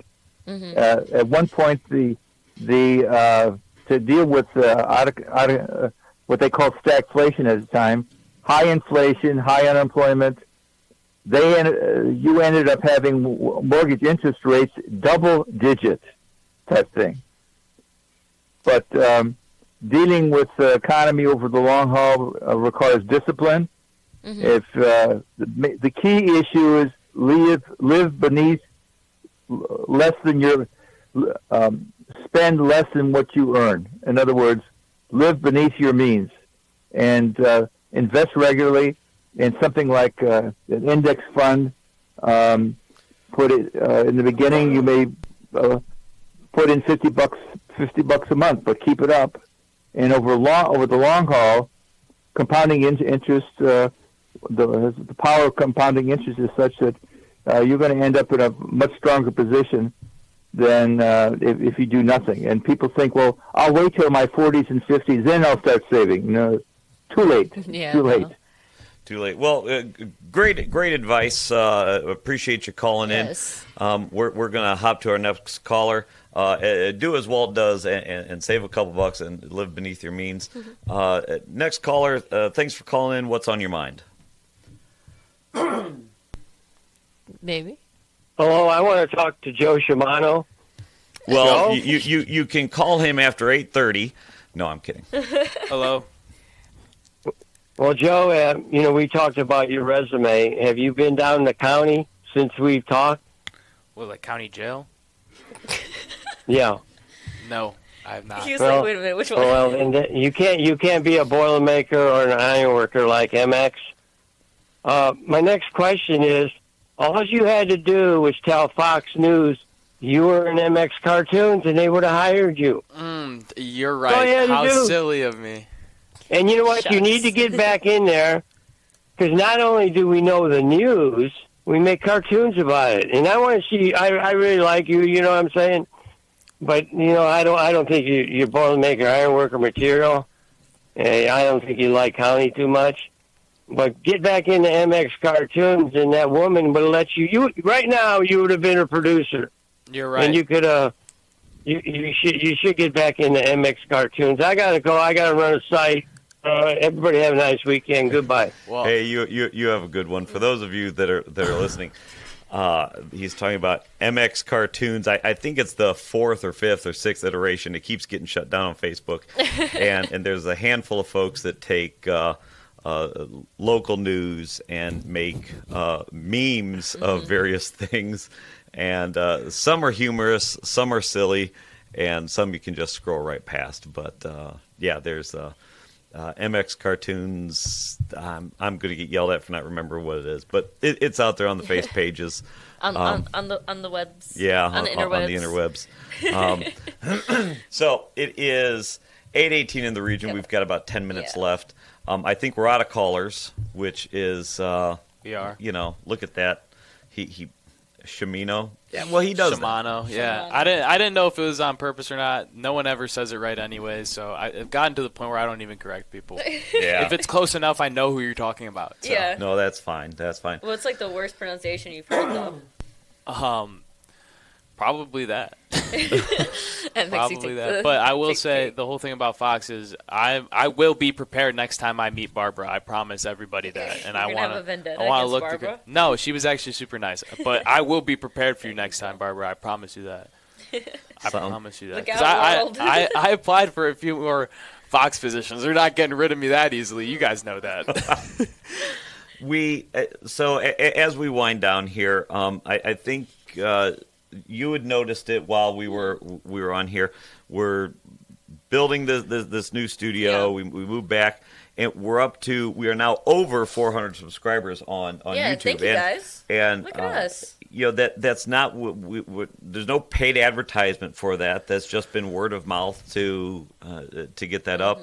And at the peak, 40, 50 of you chime in on YouTube, and we have a good text. So if you're out there listening, WJOB 1230 on YouTube, you can watch us I don't know that that's a perk every day.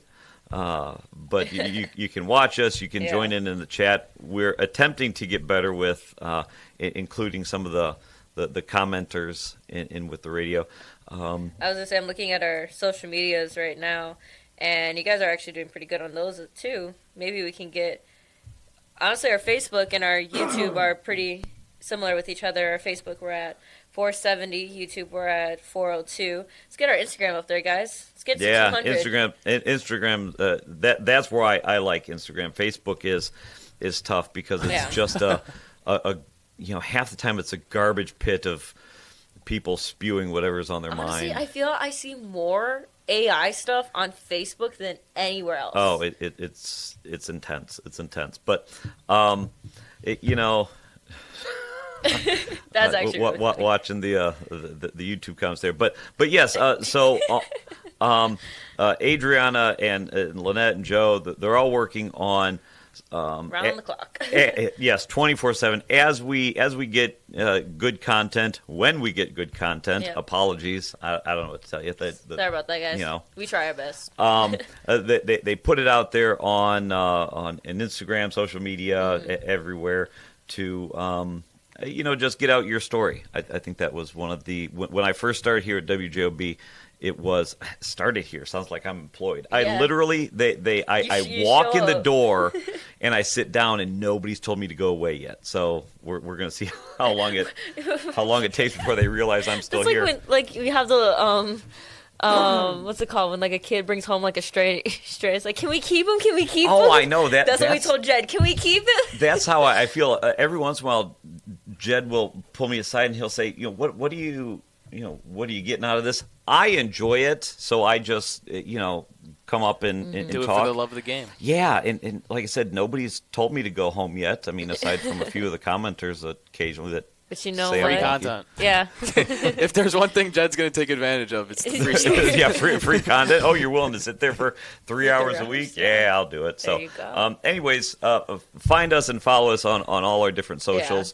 Yeah. We do got they just call in. Oh, yeah, we got some calls. See, you listen. That's how we know it's working. They're tired of hearing me. Yeah. They're like, oh, gotta call in to quit Bob from talking. Good morning, all right, caller. You are on the air. What's on your mind? What do you want to talk to us about before we wrap up here? I would think you might get more listeners to your YouTube, to your station that you're building up again. I don't know why in God's earth you got away from the afternoon programming that you used to have local. You turn on now before you got the sports on a different thing. I was hearing Indianapolis commercials. Who wants to hear that? I want to hear Northwest Indiana. So, if Jim, you're listening, get some afternoon programming on. It was great. We're actually working on that. Hopefully come summertime. Hopefully come summertime. I think, and I don't want to give out any dates or anything because I don't know that they've solidified that. But I think they're going to start here in the next few weeks, working on bringing back that afternoon drive for an hour. I don't think they were looking at 2 hours right away, but no idea. We're gonna to bring that back because again, as they're building the. I guess I'll be a part of it too. You put the wires down there. Yeah, I put the lights up. We're good. As we are rebuilding that, especially with the move back from Purdue, I think everyone recognized that the afternoon needed something region-based, and so they're going to work on bringing back some talent. Yeah. Not to tease anything, but bring back some talent to work on that afternoon spot because it is right now. It's things that might not always good content, but maybe not region content. So I think we heard you, and we're going to try that.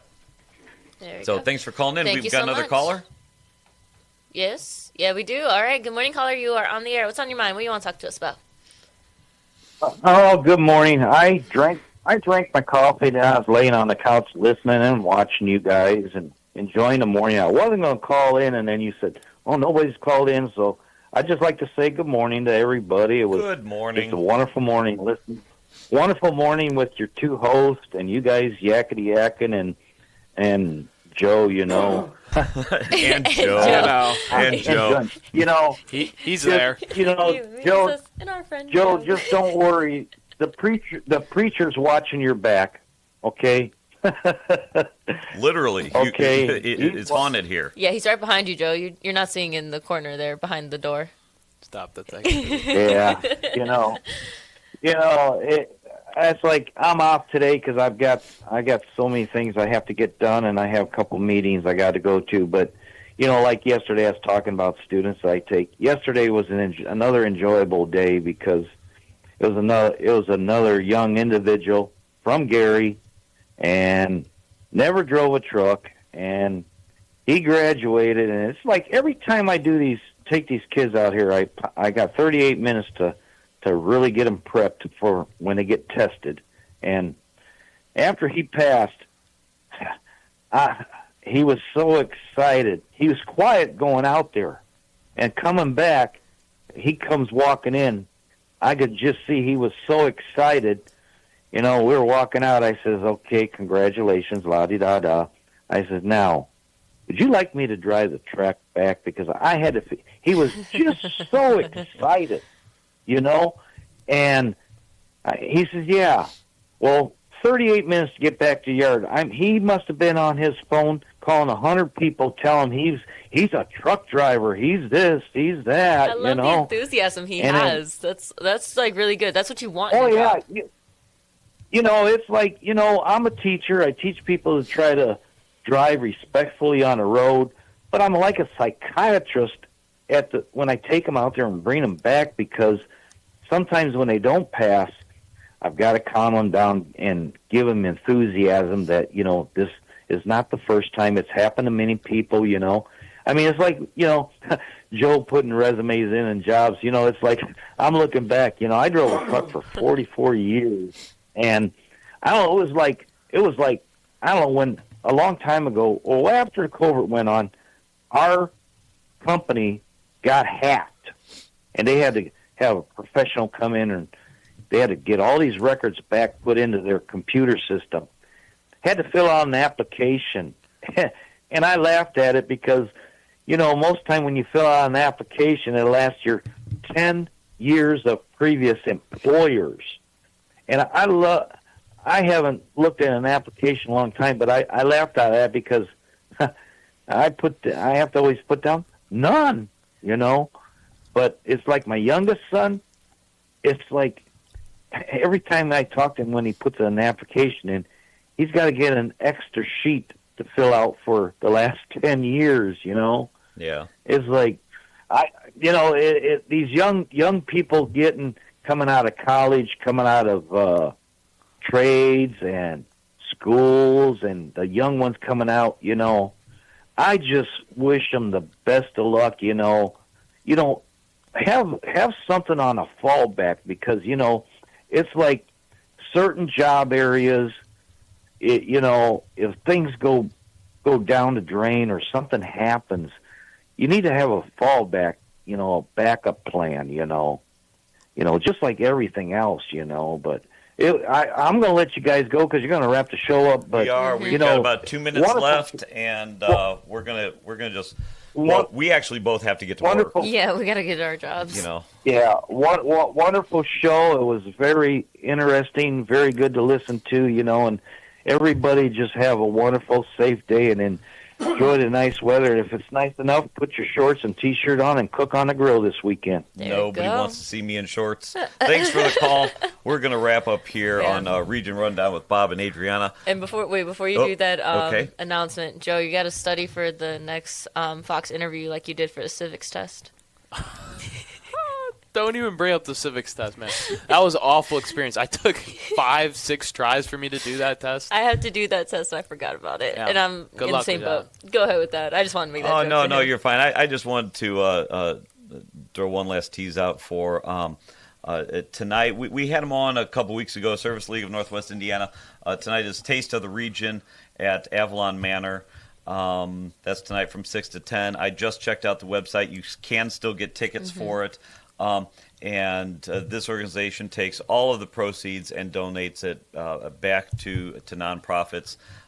They've got just a ton of restaurants participating tonight. El Salto, Gamba, the Lighthouse, Lincoln and Wicker, Giuseppe's, Rosebud. I was gonna say, I'm looking at all these. Those look good. Windy City Social, White Rhino. They've got a ton. So it's going to be a great night. Maggie Speaks is going to be the entertainment.